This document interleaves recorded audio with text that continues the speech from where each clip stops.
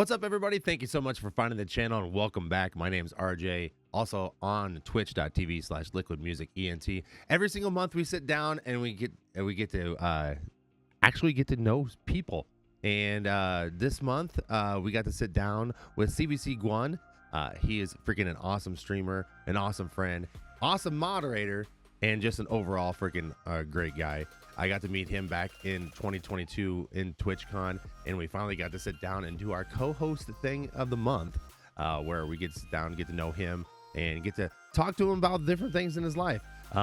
With this one here, we talked about him being Chinese Canadian, his obsession or collection, I should say, with Funko Pop figures and lives and loves in his life. And I totally freaking loved sitting down and talking to him. You found a great one. I'm going to leave this intro very, very short. But what I do want to talk about, one more thing, before we introduce CBCGwun and get 30 seconds into the video.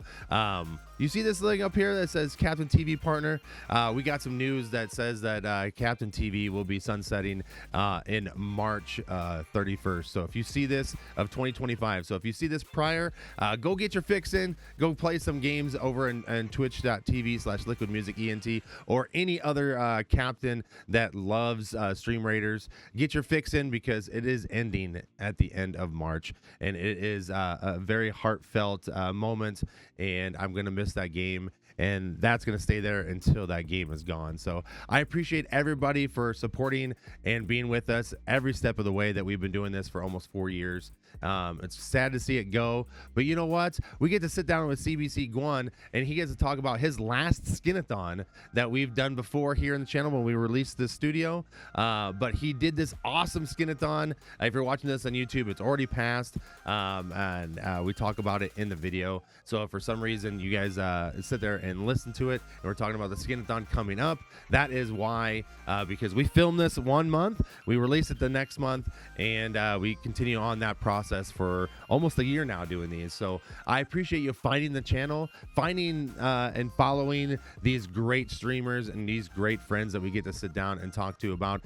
Next month we sit down with Butterfly Garden Gaming, and we get to sit and talk about being in Florida during hurricanes. We also get to talk about being a parent of autism and so much more, and a little bit of mental health as well. So stay tuned with this one. You found a great one. This is CBCGwun. We're going to sit down and talk about, once again, more things that are freaking awesome as shit, to be honest with you.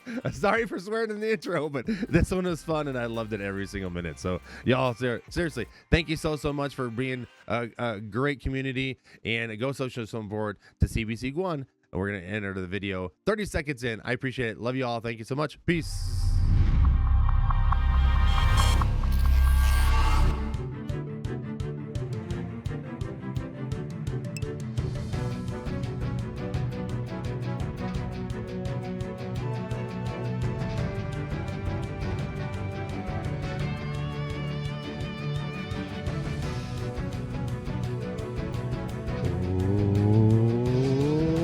Welcome all gamers, music lovers, sports heroes all around the galaxy, and I would say you have to be 18 years of age to view this stream, but you know what? We're doing some fucking awesome tonight, and we're going to have a fun day. But before we do all that, welcome everybody. Thank you so much for being here. It's going to be a great one. Thank you everybody for lurking, everybody for being here on time. For everybody that's here, thank you so much. Before we get started, I do have a little bit of housekeeping to do, and then we'll get to the point of doing the stream at this time of the hour of the day. But first, let me get to, it's weird to say it's only the 18th of January, and I only have 2 streams left for the rest of the month, because I started a brand new job on Monday, and we're trying to balance everything, trying to get everything done. So, yeah, we have only a couple of streams left, so let me get started with that. This coming up Monday, we're not streaming, but our interview that we're going to be talking about a little bit up front here in just a second, we'll be dropping on YouTube that we did in December. We had a 4-year anniversary. We celebrated that with some great mods, did a 3v1 questions, and that'll be going live on the YouTube channel at 5 p.m. So if you're seeing this live or you're seeing this on the YouTube channel later on, it's already released, so go check it out. But if you're live now, it'll be coming out this coming up Monday, and I'll talk about who we sat down with here in just a minute. Then we're coming back on live on Twitch here super early in the morning on Friday, the 24th, if I look at that right. Yeah, the 24th at 6 a.m. Central Time for about 6 hours. We're going to hang out with that. And then we'll do a mid-afternoon stream kind of like this, but an hour earlier, we're going to play some Fortnite with anybody that wants to hang out and do some stunts. And since we're on a brand new job, that leads us right into the end of the month, and I'm doing some military stuff right at the end of the month. So I can't technically be live too much the rest of the month, but it'll be a good time. But to end the month of January, you make sure you go find Arrow Garfield 29 live on Twitch. I'm not sure if he'll be live on his birthday, but between now and then, if he is live, go ahead and pop in the stream and say, you know what, if you're not live on the 31st, happy birthday. It's his birthday on the 31st of January. We try to celebrate anybody that's in the community that tells us that it's their birthday coming up. So that's what we have for January. We did have Matt Harley 15's birthday, and we did sit down with Matt Harley, by the way, with a great interview to get to know her, as well as we're about to sit down here in just a second with another streamer. But that's what we have in January for our housekeeping. But to start to talk about our YouTube video that will be debuted to Monday, actually the 20th at 5 p.m. We sat down with three awesome mods. Three of the mods. One was Miss Night Angel X, Allie Rose Petal, and who we're going to sit down today with. And before we welcome who we're sitting down with, he's right over here, by the way. You see the picture right there, so you know who we're talking about. So let me get through my intro here. I kind of write it down so I don't screw it up. Before we welcome our first guest of 2025, I want to take a moment to thank everyone who has joined us as co-hosts over the past few months. Your contributions have transformed our monthly co-host nights into engaging interview-style events. And I truly appreciate everyone who has joined us live or caught the replays here on YouTube, or we're on Twitch right now, but you'll see this on YouTube a little bit later. We've had so many incredible conversations, so if you haven't already, made sure to go check one of those out right here, like I said, on the YouTube channel. And if you're here watching now, stick around after this video. We'll have plenty more great content for you. Usually for YouTube, we sit down and we talk a couple hours, and we cut it, and this is what gets on YouTube. But if you're here live, you get to see a little bit more, whatever questions we don't get to, and then we have a little bit more community questions that we'll open it up to chat while we're live. But if for some reason we don't get to all of them, then we'll get to all of them live here in chat. So if you're seeing this on YouTube, then you got to come check us out live, because we have so many great things that happen right after we cut the video. We get to know a little bit. We just sit back and chill for a little bit, not just sit up front like I do. Like right now, I'm like at the edge of my seat because we sit there and do a conversation. But then when we cut the YouTube channel, I just sit back and relax and and let our guest host take over. So okay. So here's what we're going to do. All right. It's time to welcome our incredible co-host today, someone who wears so many hats, they might just need a whole Funko shelf for them. I put that on there. I couldn't help myself. I'm sorry. Joining us live, CBCGwun, a proud Chinese Canadian and a family tie stretching from Hong Kong to Hawaii and London. He's not just a CTV partner and StreamRaiders legend. He's also a great friend, moderator of the channel, and a co-founder of Stick Yeez, an amazing sticker company bringing creativity to life.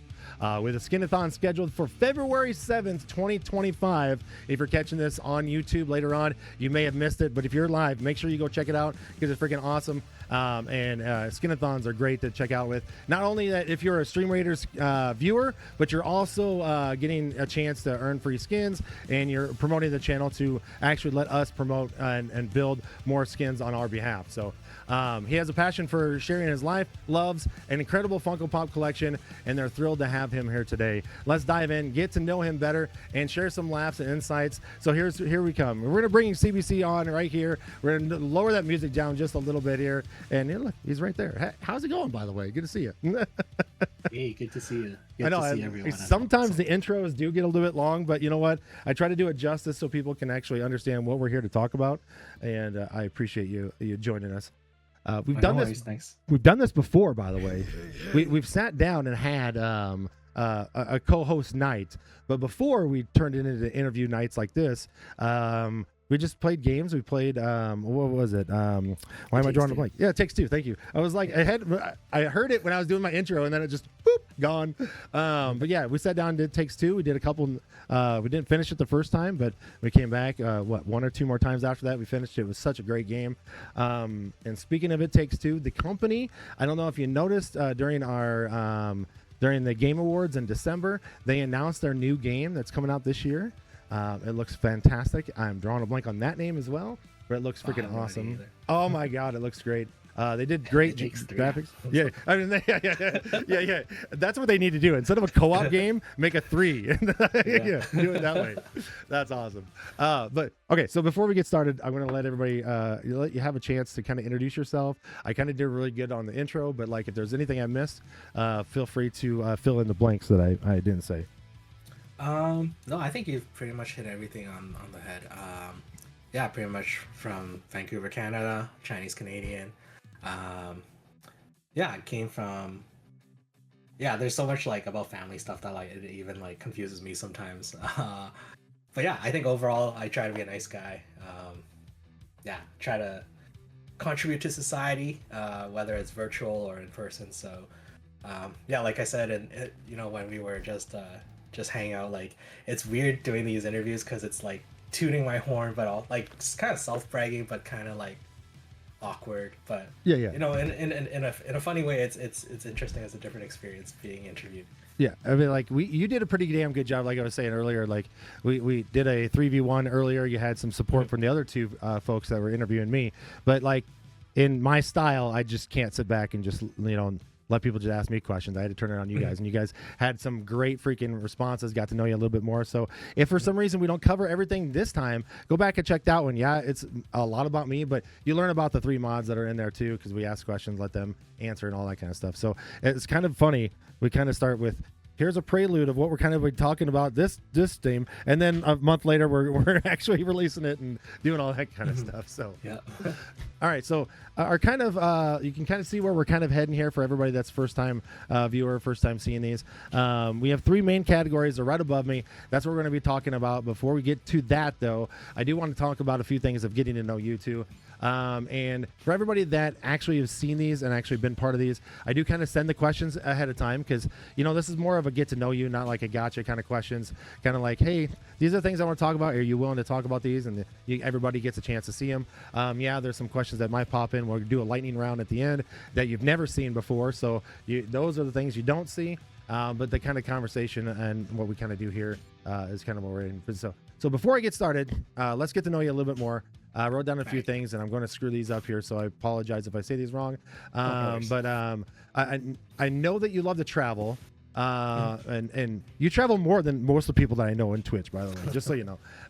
What are your favorite places to visit, and what is your favorite place currently, and why?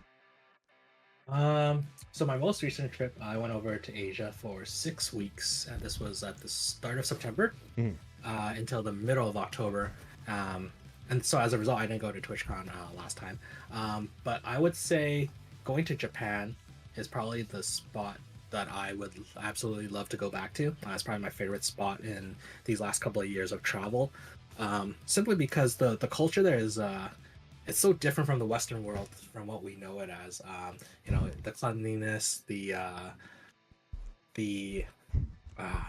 overall environment, the politeness of Japanese people over there to tourists, their transit system, everything's just so much more convenient. And I could, like, if it wasn't for, I guess, my real life, like I could see myself over in Japan for a longer term or duration, just exploring their culture and like food and games and everything. So I think Japan is the spot that I would definitely go back to. Yeah. Is that a place where, like, not only do you like visiting, is it more of just I like to visit and then come back home, or is it somewhere where like eventually you could see yourself like, this is where I want to like retire and spend the rest of my life? I think it's a place I would go just to visit and come back, and like maybe just a couple weeks and then come back home to Canada. I don't see myself really moving out of the country, whether it be unless if it's really good money to move for my job, which is highly unlikely. But I think even like in retirement, in the retirement stage of my life, probably stick around in Canada. Yeah. I get that way because we were talking about like you had family from Hong Kong all the way from Hawaii and all that kind of stuff. Like like I visited Hawaii and everybody was like, oh, I don't mind Hawaii, blah blah blah, but like never have I met anybody that doesn't live there already. that says, yeah, they want to go there to live. They want to go there and visit. They have a little good time, and then just come home and like, this is where I'm at. So I totally understand that one. Yeah. Okay, so before we start talking about Canada stuff, so other stuff to get to know you. Obviously, family life. As of right now, it's just you and your wife, correct? If I'm speaking. And and I hear that you're thinking about expanding. Is that correct? Yes, that is part of the plan. But we'll see what fate and God has planned for us. Right. So, Like, have you thought about what the extension looks like? Does it look like in the house you're in now? Does it look like 1, 2? What's the kind of thought process on that? I think location-wise, for the first couple of years, it'd be okay. Like, we're just in a 2-bedroom, 2-washroom apartment, condo apartment. So that's okay for the first couple of years. But the goal is eventually to find our own like townhouse to own, and then kind of create our I guess our family and for 10 plus years. In terms of number, I think we both agreed at least 2. At least 2. Okay, so yeah, possibility. For me, like, because for me, like, I grew up in a family of 4 kids. Yeah. I was the only boy, but I'm like second born of like, second child of 4 kids, and being the only boy, and kind of in our Chinese culture, like I naturally felt the need to kind of be the backbone of the family growing up. Yeah, you're like the daddy of the kids. My dad gets yeah, exactly. Yeah. So I kind of like seeing how my parents raised 4. I kind of feel like, oh, I could do it too, right? Like, I think we're both pretty good with kids. We're both pretty patient. So, like we're open to that number. At this point, I feel like just get one off the ground and we'll see where it goes. Kind of thing. You might be like, diapers, no. I made a mistake. Diapers, no. No. Yeah, we have quite a few friends who have kids already, so we kind of get to like experiment and like kind of like babysit them and kind of go through the motions, like the basic motions, and then we kind of learn and grow from there. Yeah, and then like so you said possibly grow that one, and you're at a 2-bedroom now. So basically, what you have your main master bedroom, and then you have your like streaming room, like what you have now in the other bedroom. So yes. So how would that expand that instance where like, okay, we're gonna have more than another, we're gonna have one, and say like 1 or 2 years is just basically in the room with you until they're old enough to have their own room? Yeah, so in like if we're going towards a townhouse, I feel like we're gonna need at least 3 or 4 bedrooms. Yeah. One for master bedroom, because my wife and I both work from home occasionally, so it'd be nice to get her an office space as well before more kids show up. And then having a streaming room, but also like having a spare like guest room for the kid as they grow older, that they get their own room as well. I think that would be a pretty smart decision. Yeah. And then is like, so like your goal now is to, and then I don't know how Canada does, explain to me on this one, is like, is it common to have a basement in Canada, or is it one of those like some areas don't, some areas do? Because I know California don't really have basements very much. Some areas do have basement. I feel like most, I guess if you talk to Canadians, I think most of the houses, or at least my Canadian friends, they all like, they live on the main floor, and then somehow in the basement it's like another kind of space, whether it's a den or they rent it out or something like that. There is a basement suite. Yeah, I was just thinking because like that would be like if you split the basement into 2 offices, like your streaming room, her office, then you have your master bedroom, and then their bedrooms or whatever. That would be kind of ideal for that one. I think like ultimately it depends, like when we go to these open houses or whatever, and kind of look at the floor, the plans, the layouts, then we kind of figure out what will work or what we'll have to make work. Like ultimately in Canada, I'm sure it's in the States as well, like the cost is a huge factor. Oh yeah, for sure. Yeah. You have to balance that. For sure, because that's going to be like more of what you make versus what you can afford versus what you want to do for kids. Because if you spend too much on the house, you can be house broke, and you're not going to be able to give. You can't give what you want for the kids. So I mean, that's exactly your lifestyle gets compromised anyway. So and I think when we had kids, like I guess this wasn't on there, but I guess the good question would be is like, what advice have you taken from your friends that are parents now to take when you guys decide to expand?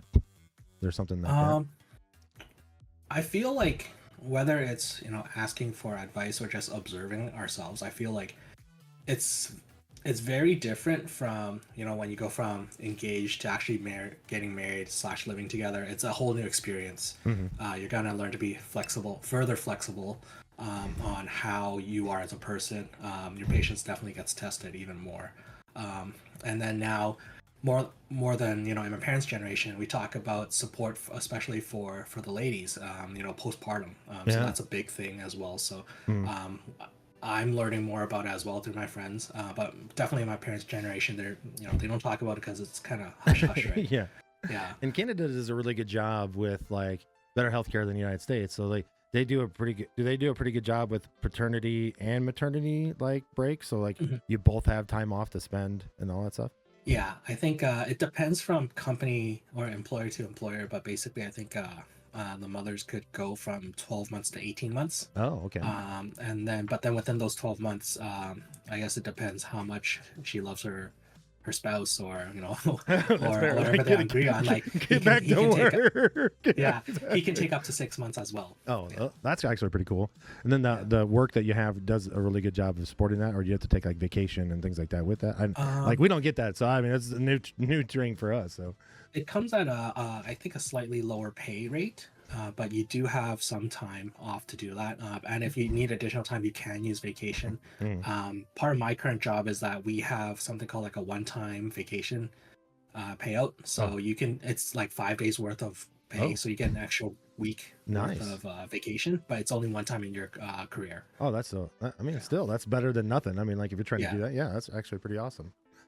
I've always like new parents, because I'm like, if y'all probably if you know me at all, I have twins and they're almost 9, and even if I say here's what my advice would be, it doesn't mean that it works for the person that I'm giving advice to. So I mean, like I always say, like, what's the best advice you give, or what's the best advice you get? And I'm just like, well, I got great advice when I started, but that didn't work out, so we had to go somewhere else. So it's to each their own of how they use it and what it is too. So because even something like you talk about strollers or beds or whatever, like things have changed like within even a 3 to 5 year period, right? Like something that was really good and productive, and one in this section is like presently it's not going to work. So everything's constantly changing. Yeah, because I mean, like I remember like especially changing. Like I remember when I was a kid, I used to ride on the lap of somebody driving a truck to do that stuff, and like I was like, oh, like we're gonna have some fun. We're gonna put you on my lap. We're gonna drive street for street. We lived out on a farm, so a lot of times you can probably get away with that even now. But like nowadays, if someone saw that, you can go to jail. Like you're child endangerment. Like things change so much. So for sure, I still do that with my daughter. Well, I mean, you're also in a way different country, Ms. Nick. So I mean, like that might be a little bit different too. So I bet you she enjoys that. I put them in the seat when it's parked, and they are like, "Oh, thanks, Dad, for making my dreams come true." And like, if these are your dreams in a driver's seat of the truck parked in a driveway, we need to get you to dream better. Like, bigger dreams, my friend, bigger dreams. All right, before we start talking about Canada stuff, I have a few more other ones. And then you are, I'm sure it's legal there too, but I mean, like, So a couple things. I know we're going to talk about stickies and Skin-a-Thon here in just a second. But since you are a streamer, your stuff's down there right below you. So if anybody is seeing this, make sure you go to twitch.tv/CBCGwun. I don't know why we've been knowing each other for probably like 4 years, or maybe 3 years maybe. And I've pronounced that wrong so long. And then my bot pronounced it right, and you're like, your bot, you pronounced it right for the first time. I'm like, wait, what? I go back and listen to it. I'm like, I've been saying it wrong the whole fucking time. You didn't say anything. It's all good. So now I got it. I always got it now. But since you're a streamer, streaming on the platform choice of Twitch or whatever like that, is there any feature that you haven't seen Twitch acquire yet on the app that you would love to see coming? Because I usually open this up to everybody that's streamer that we interview, but like, as much as Twitch has changed just in the last 2 years since DJ Clancy has taken over and added this, and even if you look at it now, if you are on Twitch right now and watching this, I'm sure it's a possibility that you have under your messages that you click on that and it says take a Twitch survey, and it like is, I think the one I took like just the other day was like 10 or 15 questions. So they're trying to evolve and trying to make there. So is there anything that you would like, if you were in charge of it for a day, you're like, this is the feature I want to do and it's going to work and it's tested and all that kind of stuff. What would be a feature that you would like to add for you? Ooh, I think if I wouldn't get in trouble for legal reasons, I would definitely like incorporate music better. I mean, yeah. Yeah, being able to like play music, like popular music or whatever music out there. I know there's stuff with royalties and all that. But I think for me, even before Twitch, I feel like music has been such a big part of my journey on a computer, Right, yeah. Or even driving or whatever. Even listening to talk shows on radios, it's like you have kind of a music in the background, and then it goes to voices and then fades back out to music. I really enjoy that. But then having all these warnings and whatnot after your stream, or even on when I tried Facebook, it detects music, automatically gets shut down. Yeah. I think that's something I would definitely look to implement if I was in charge of Twitch for a day, without getting into trouble. Well, I think in that instance, and being a DJ for so many years, there is I mean, I'm gonna screw this up here, and I think it is, but like there's an ASCAP service out there that you have to pay a yearly fee for DJs and stuff like that if you're going to go out there and do it live and all that kind of stuff, so you can make money. So you can make money off the music you're playing as like a DJ. It's called ASCAP. I think if Twitch would do like a subscription service that's like with ASCAP that says, okay, I have to pay this much money per year to play whatever the hell I want on stream, and then you do that, then they're getting the royalties and all that kind of stuff for the music, whatever. I think that's like, in a way, they could do that. They just need to figure out a way to contradict the music companies and make them happy versus whatever. But the drawback, and I've seen that, and I love the idea, and I want them to do that, is getting it approved for worldwide. And that's the thing, is I know that if I put a music, like some type of music that I know that's copyright free on like a YouTube video, I'll get it'll say in the video in the YouTube studio, it's like, it'll say copyright, and I'm like, oh shit, I'm like, what the hell? And I click on it and it says artist has approved use on YouTube but not available in all countries. So it's weird how that part of the thing, either the video is totally restricted in that country or that just because of that music. And I'm just like, oh man. Yeah, it was weird because I remember like during COVID, I would for my church fundraiser, we weren't allowed to perform on stage anymore, so we pre-recorded our dancing or singing or whatever. And they would broadcast on YouTube during that day of the fundraiser.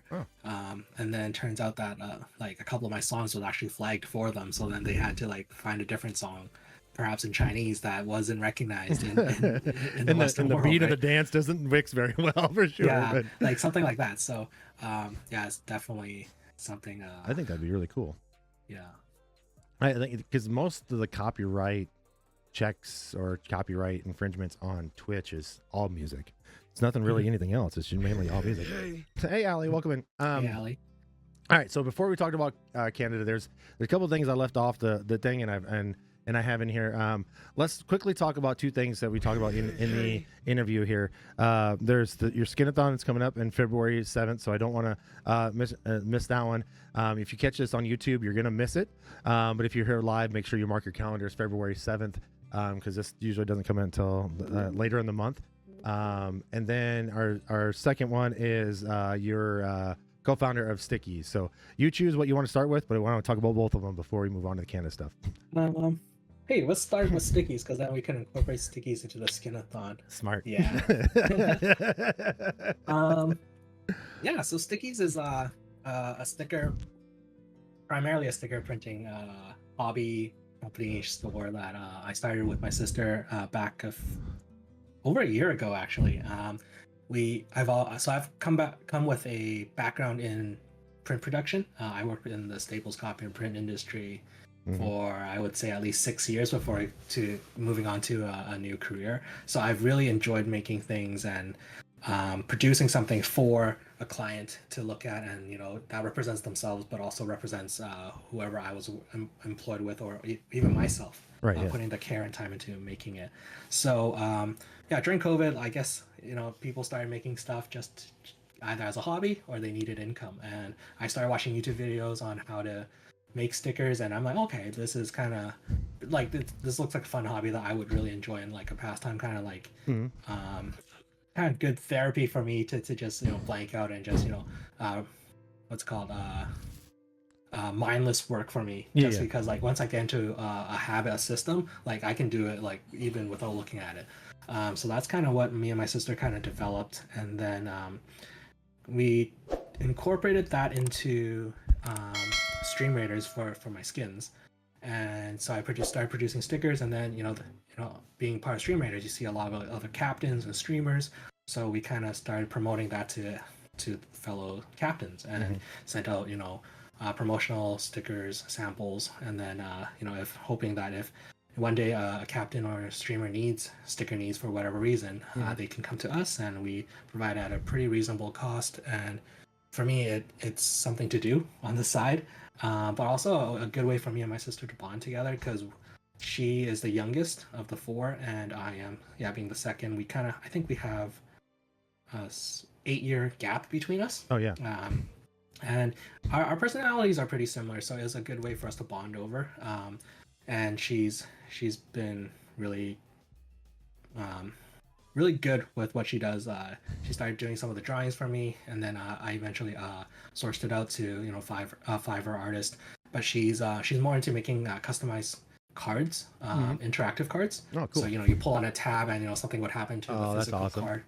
Yeah. So she's trying to find that passion to grow into that a bit more while managing her career as well.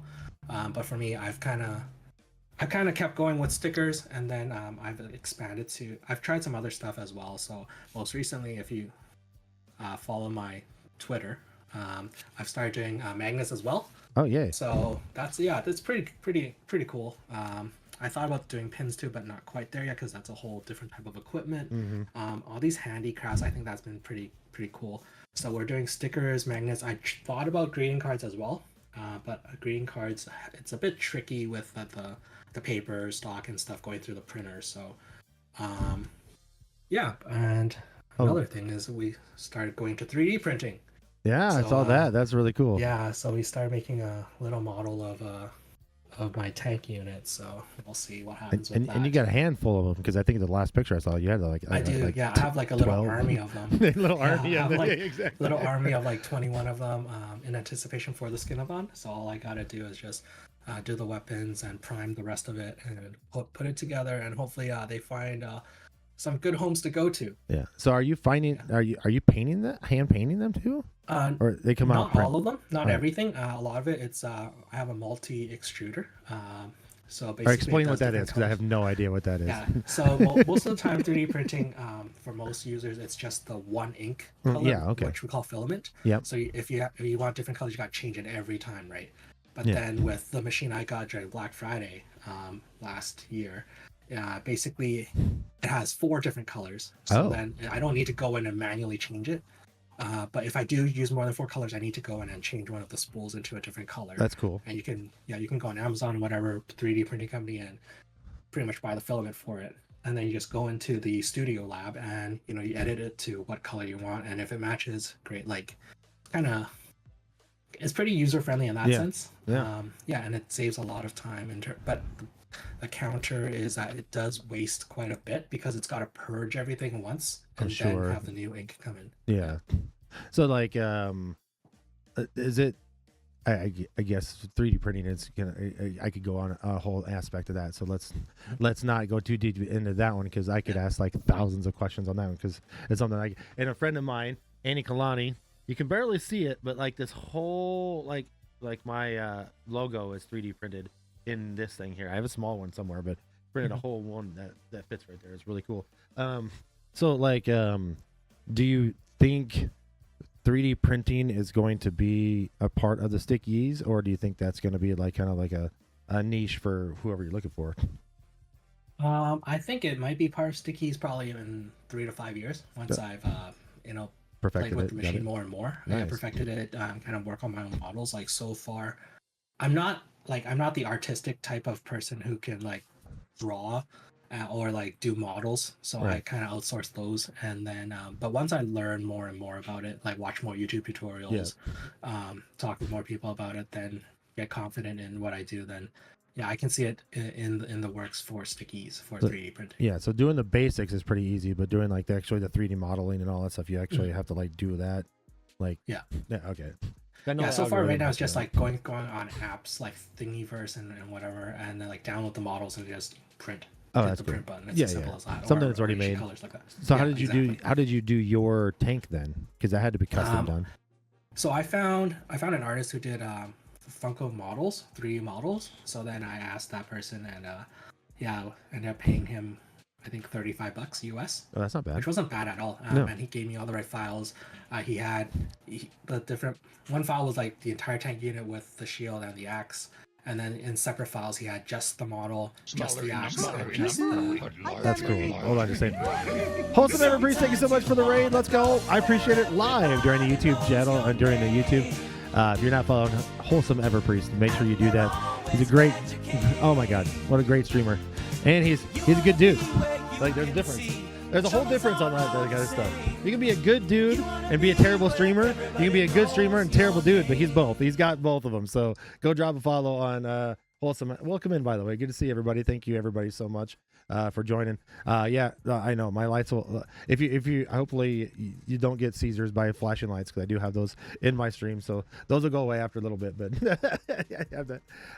So before we like take your stickies and go into the Skin-a-Thon, just for people, some examples here, because we talk about this a little bit, and I want to get your feedback, because I saw some of your tweets and stuff like that, because all these are right here are your stuff, and like might have been part of my design, my logo, and my skin, my StreamRaiders skins on top, which I have a few more that I need to get made, so I don't know where the hell they're going to go, because only a few fit here. Might have to order smaller ones so more can fit. You see, but and then the logo obviously is always right there for that promotion for that. So like there's something you're trying to do, and I noticed that. So feed me into the basics of how you're trying to do the waterproof ones, because I saw that. Like, why is that such a hard thing, and how do you go about doing that? So I've really wanted to look into waterproof ones, just because it would last way longer. And you mentioned to me, for example, you want to put on your bumper for your car, right? Oh. So or in a mug or whatever, or a mug, like anything that's like waterproof. So yeah. I've tried a couple of different samples from different companies, and I don't want to release something right away that won't work long term. Yeah. So like I've done testing where I've printed on water, they call it waterproof sheets, and I would like hand wash it. It works fine, but then when I throw it in the dishwasher, dishwasher you can't do that. It would just ruin it, right? It might last like 2 runs on hot water, and then it gets ruined. But I want to find something that's even more durable, and like if I leave it out on the window and the sun reflects on it, I want it to kind of not fade. Yeah. So I test it for like 3 to 6 months and see if it works out or not. That's a good idea. And then kind of go from there. But I've also gone from just printing on that stock and then putting a lamination sheet over it, just to give that extra protection, see if there's any difference. These kind of like small experiments is something I'm very curious about, and it doesn't cost too much more to kind of experiment for a potential long-term solution for clients. So and then like going into waterproof stuff, or even any kind of sticker stock, whether you're going with a matte finish or a gloss finish, that's totally different too. The ink, I use an inkjet printer. Some might do better with laser, or who knows, right? So lots of different things go into the waterproof or different stocks. I mean, like with the waterproof though, I mean, like in reality though, so many people are out there so used to saying, oh, I bought this mug that's not microwavable safe or not dishwasher safe, but it's awesome. So that could be easy. It's waterproof, but not dishwasher proof, and that's common nowadays. So I mean, that's fair enough. And I love the quality assurance that you're going through to make sure that, oh, I found it, I got it, I sell it, and then like 6 months later they're like, and you're like, crap, I should have done that. So the quality of you doing that first is freaking fantastic too. Okay, so let's merge these stickers that you made, not just for me, but for everybody else, into the Skin-a-Thon that you're going to do, and how you're going to implement that as well. So basically part of my rewards for folks who contribute to Skin Points, or I guess subscriptions or whatever during the Skin-a-Thon, there are different rewards levels. So I haven't really fully figured it out, but in the past, I think for like 10 skin points contributed, you would get a sticker pack, and I think that's still the same.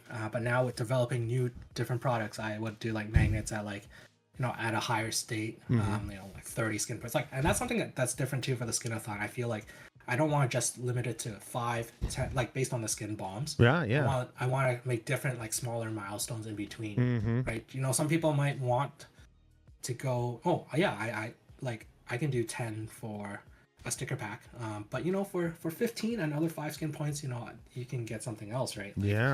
So that's something I'm exploring as well. And then last Skin-a-Thon and this Skin-a-Thon, I'm also going to bring back trading cards as well. So I love that. Stickies also did some trading cards. So based on the streamer, for example, like Phoenix Bard here, I was able to get my artist to kind of design this card, and I produce it, laminate it, and then send it out as a pack. Do some holographics to it as well.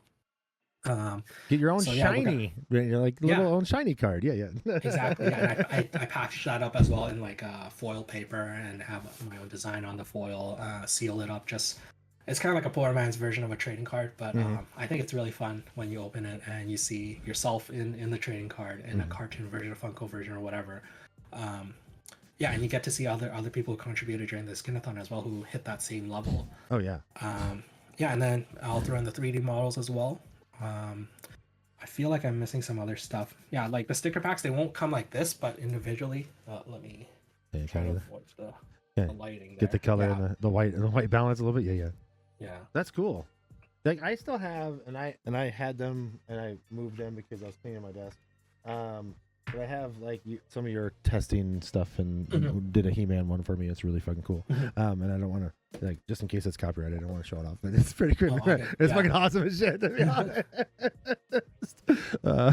But yeah, is there anything like, because you've done a couple of Skin-a-Thons and you kind of done that, so like let's talk about like before we move into Canada stuff, because we want to give the due diligence for the self promote for the Skin-a-Thon, and I know we could talk about other stuff, and just this is what this is, so I don't really care, but it's my show, I can do whatever I fucking want. I just say it. But so for the Skin-a-Thon, can you give some advice to those that either have never done one before, want to do one, and then what is the best practices that you've seen out of so many that you've done to go, yeah, I did this worked, this didn't work, or saying, hey, out of all the, I'm guessing 4, 5, you're at somewhere. I've done 6 so far. That's cool. Yeah, okay. Yeah. So you've done 6 of them so far. So what would you say has worked? What hasn't worked? What would you never do? What would you do always? Is there something else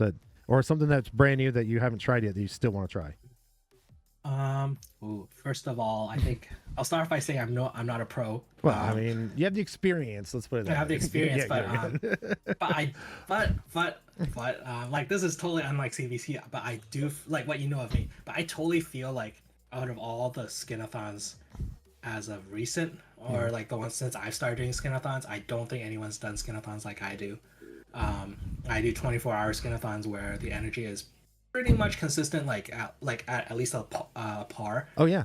And it goes up from there. I think as I do more and more, it's like you find something during that stream that kind of keeps the community going to keep you going, kind of thing, versus you kind of forcing your own agenda, saying, like when I first started, I'm like, okay, from 4 to 5 p.m. I'm going to do this. From 5 p.m. like following a schedule, that's nice to have, but being able to be flexible and kind of be like, oh, you know what, this section's going really well, I'm gonna keep going with that, right? Yeah.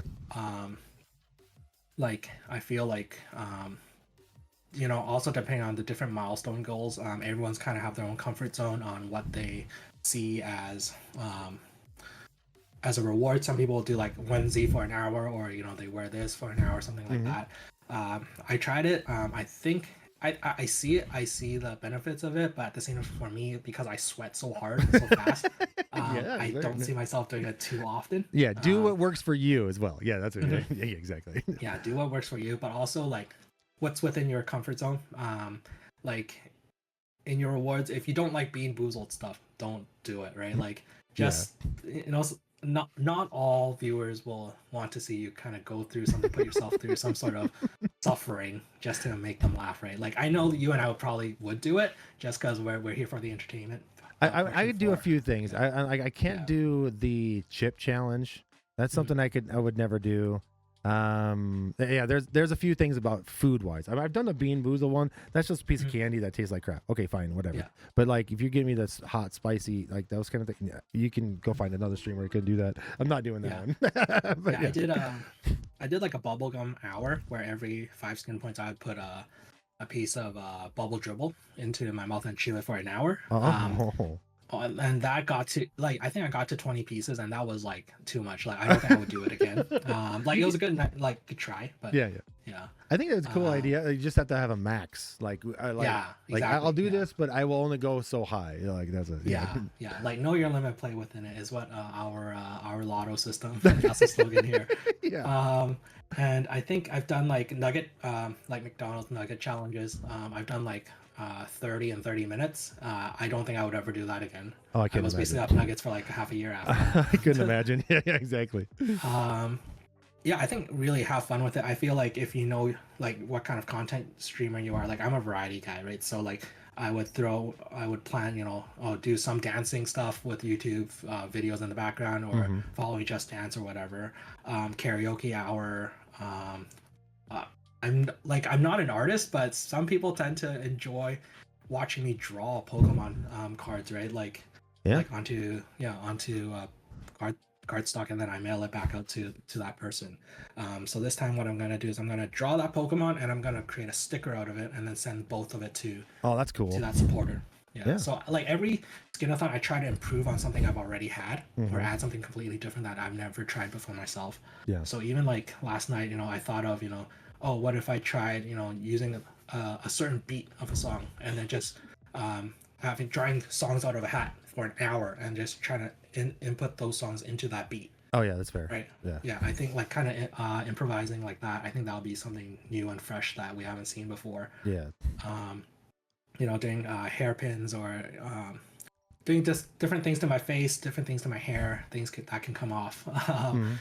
Yeah, just give everyone a fun time, including myself. I think that's something. That's some sound advice for a Skin-a-Thon, or I guess a subathon. But definitely put time into planning it out. Don't kind of just go into last minute just hoping that it'll work out. It usually will work out, but you gotta put in some work for it as well.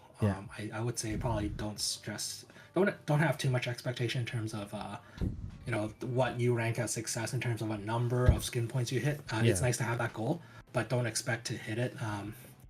Just being realistic out there, because like when you don't hit it, and then you naturally think about all the effort you're putting in, and if it's just a downward thing from there. So just remember why you're streaming. You're doing it for fun. You're trying to promote StreamRaiders, promote your skins, meet some new friends. That's what I try to head towards when I do my Skin-a-Thons. Like I think the one thing, and the only advice I'd have for everybody that's doing that one, and that's for subathon, Skin-a-Thon, is that when I did my first subathon, which I've only done one in my entire life, and expectations, that's the big one too. But I did one where we hit a milestone where I had to shave, and it's not that big of a deal to shave, but it's hard when you're not used to, like, with mirrors, and like you're doing it on versus the camera, and you're trying to do all that stuff. But like the worst thing is I ruined my keyboard doing that, because I was shaving, and all of a sudden I was doing everything I could. I tried to cover everything up, and I thought I did, and then next stream I had was the keyboard was not working right, and then all of a sudden I realized that there was like shaving gel stuff in there that hardened up and screwed. Yeah, it was just like it was really funny. Just I don't tell too many people about that, and now it's out there, but it's hilarious. You just think about the stuff ahead of time. Think about the mess. Think about do you need somebody? Like I think one time you did a pie in the face, and it wasn't just your wife. It was Proto came in and did that. So think about those kind of things that you might need a second hand for, and is that person reliable enough to be there too? Because that's like, I'll be there. I'll put the pie in your face and all that kind of stuff. And then all of a sudden you're doing it. You hit a milestone. And you're like, hey, I need to do this, and then they're not coming. So have a backup for that. Yeah, something like that. But also, the mess cleanup, like. We didn't know how much cream would go throughout the room. Oh, yeah, exactly. So the cleanup afterwards was definitely different. We used quite a few towels, but also like making sure if you are doing something like pie to the face hour, like you gotta have the cream in advance, right? Oh, Like yeah, you for can't sure. you can't realize, oh my god, I don't have enough cream. Like, Yeah, it's like I got 4 pies. I had enough for like 1 or 2. Like that's not going to work out very well. Yeah. yeah. I guess and I guess the last thing I would say how do you manage a 24-hour skin-a-thon? Because I've done one. I have a few tricks in the trade, but like for someone that has the experience, you can say that you're not the expert, but you got the experience. But how do you manage it physically, mentally, and like stay awake for people that have trouble doing that? Like how do you manage that? So I feel like, to start off, I love napping and sleeping. And then I only recently found out I'm anemic, so I'm naturally more tired, so I do need more sleep. Oh yeah. than most people. Yeah. And that's a genetic thing that I found out recently. But basically, I would nap up until an hour before my skin-a-thon, an hour or 2 at max. Mm-hmm. And then hit the showers for like a good 15 minutes, wake my body up.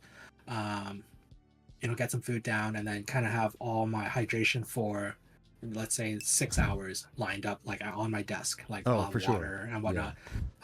So hydration's huge. Have some snacks ready. My wife's very cooperative as well, so she'll have food ready, when it's dinner time, and then even before she goes to bed, she'll have food ready in case I do get hungry. That's nice. Nice. Or we order food, kind of thing. Yeah. And then I think, plan out your washroom breaks, your bio breaks, whether you go for a quick shower, rinse of the face, or your bio. Then you kind of, during those times, you can run your ads, you can run all your scenes for your skins if you have, or your top clips or whatever, just to keep things going. Your mods should be able to, if you have mods, keep the show going.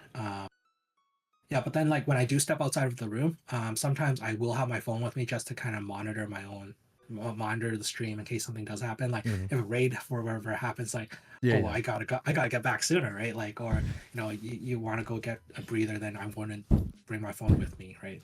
Check up on some emails and messages. But I think mentally, a big part is knowing that I have friends. Luckily, like for you and I, when we stream, we kind of stream all over the place. Like we have friends in different time zones, so there'll be also always be someone to talk to.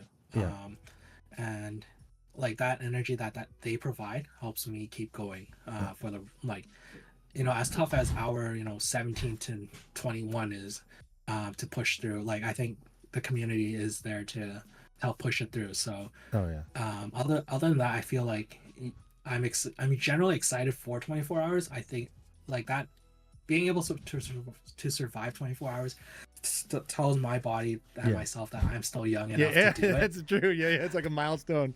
Like once I can't do it, I'm like, oh no. And like the weird thing now is, like, after I've set the day for skin-a-thons, usually someone says, oh, I have a like they invite me to a party afterwards, right, in the evening. So it's like, oh, I gotta like throw in a nap, or it's like my birthday, I gotta go to my parents for my barbecue. And then people's like, oh, how do you do it? I'm like, I don't know, it's just like adrenaline, right? Like and then you come home and pass out for like 2 days. Oh yeah, exactly. But then you don't really pass out. Because like there's so many like post skin-a-thon things that I know I like to do. I like to analyze stats and provide summaries. And I think for me, I don't know if I'm like being extra, but I feel like with what I do, I think about the impression it has on and the impact it has on the viewers or the people receiving whatever they're getting out of it. I want them to know that, like, oh, CBC is pretty professional. Like, he's responsible as a streamer as well as a friend. Like, that he says he's going to get things done and get things out to us. He does follow through on those. So that's something I take a lot of pride in. Yeah. So like that was my last thing I was going to say before we moved on to the topic, is that like always follow through with what you promise, because they won't come back a second time if they got something, or like, hey, I gave you 25 skins. You said that I get this for 25, and then you go do a skin-a-thon again, and you guys still haven't followed through on that one. They're not going to do that again. Or like, I don't even mean like don't for those that are listening, don't mean that we're like all begging for like buy skins and all that kind of stuff. I was just using it as an example where like you don't have the trust for the people to support you again if you can't support them back after they've done that. That's for sure. Exactly. And I think I think tagging on to that, it's like yeah, being able to definitely follow through. I think if I'm not able to follow through, I try to, just kind of like working in retail. Like if I can't follow through, I'm gonna call the customer. I'm like, hey, I can't unfortunately do this, but I can do something else different for you, right? Yeah. Is that okay? And we work out a solution together. And a lot of times, like I try to get a feel of the person receiving it, the supporter, and see like if they're okay with me, posting it online that I did this, because it is a work of art or something that I'm proud of, right? To kind of promote them, but also my work. Yeah, and most of the time they're pretty cool with it. If like some people don't want their drawing mailed to them, like then I'll keep it up in my room instead as a little memento for myself until they decide, hey, maybe I will take it, or I'm traveling over to Asia, so sure. I'm gonna mail it to, Exactly, to you, or I'm gonna meet up with you, right? Yeah. Speaking of that, like I want to before we move on, because we're about to hit the hour mark of starting the three topics. We got enough, like a lot of the like get to know you. So there's a lot of build up for these three categories. But the only thing I would say for that one, you mentioned it right at the end there, is like when you mail out things, budget out what mailing is going to be, because yes, you're going to have people that are going to be within your same country that are going to do stuff. But like when you have to ship like things from like United States to Germany or Australia or Europe, or like if you're in Europe shipping it to United States or Australia, or if you're in Australia going to Europe or United States or all that kind of stuff, that shipping it starts climbing. And again, it's that way. So if you're going to give away merch, make the deal or something like that. Just to come to say, I'm going to give away this merch, but if you want to win this merch or you want to enter this giveaway, you still got to pay for shipping, or like have that prerequisite up front or whatever, if that's going to be a prerequisite for you, so they understand. Because if they enter the giveaway and they expect something else, then yeah, that's not going to work out. But yeah, I think to tag on to that, I think like if you do merch giveaway, and let's say we're in North America, but someone in Germany won. Let's say Whoppy won in Germany, and we, I would talk to Whoppy's like, hey, up to you. I'm totally down to send you the merch, but hey, I can also send you a Steam gift card for $50 or whatever, like like that same price, but save on the shipping. But it's digital, you can benefit. You do your games or whatever, you do a giveaway out of it. Yeah, if it's another captain, it's like, hey, I'd be more than happy to drop a bomb for your Skin-a-Thon or whatever, right? Yeah, I mean, yeah, you can easily do that kind of stuff. Yeah. All right, so we're merging on to the next hour or so.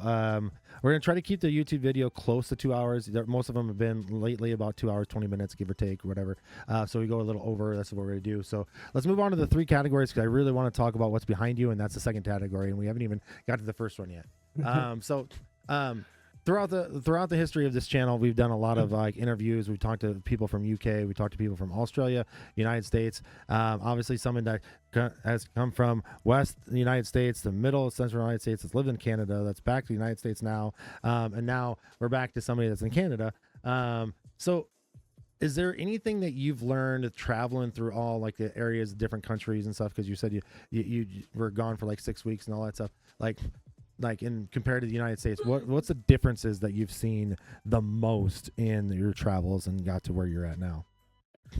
I think seeing how people interact or don't interact, I think that's a really big eye opener for me.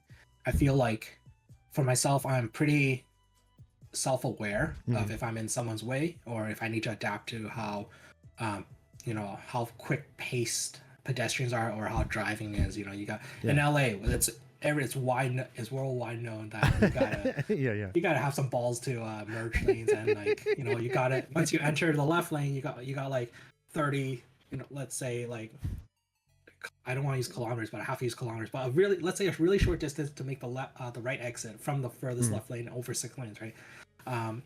Something like that, I feel like that's a real eye-opener. For example, in Japan, everyone's kind of heads down and they kind of mind their own business and keep things clean. They don't talk on transit, just go on their own business.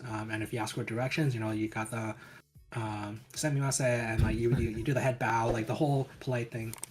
Whereas in Canada, and I think I'm gonna say parts of the States, I don't like other parts of the world. Yeah, everyone's different. Like some people's like, hey, don't talk to me, right? Like, or they say, some people are just straight up rude, right? Like some people just talk really loudly on the trains and buses. It's like 5 a.m. in the morning, right? Mm-hmm. They're calling home or whatever, on speakerphone, or they're watching their YouTube videos, listening to music out loud, like kind of really inconsiderate. So that really turns me off as a person. Yeah. And like you kind of give them that side eye when when you walk by and stuff like that, or like sometimes there's priority seating for those who are physically unable to. Is it a? I want to get the term right. It's either a disability, handicapped, I think. Is that the right word? But folks who basically need seats. If they're using a cane or a walker, or pregnant ladies, special needs seating or something. Special like needs, that. Yeah, something like that. So, like naturally, we, I guess, I don't want to say it's normal because it's not normal everywhere. Like common sense is not common sense, right? Some people just won't get up for those folks, right? So, so you're saying like if I'm hearing it correctly, so like you've noticed in Canada it happens more often that people would like, yes, this is your seat, here's what you have, versus other places that wouldn't do that. I feel like Canada, it's a mix. It really depends on the time of day. Yeah.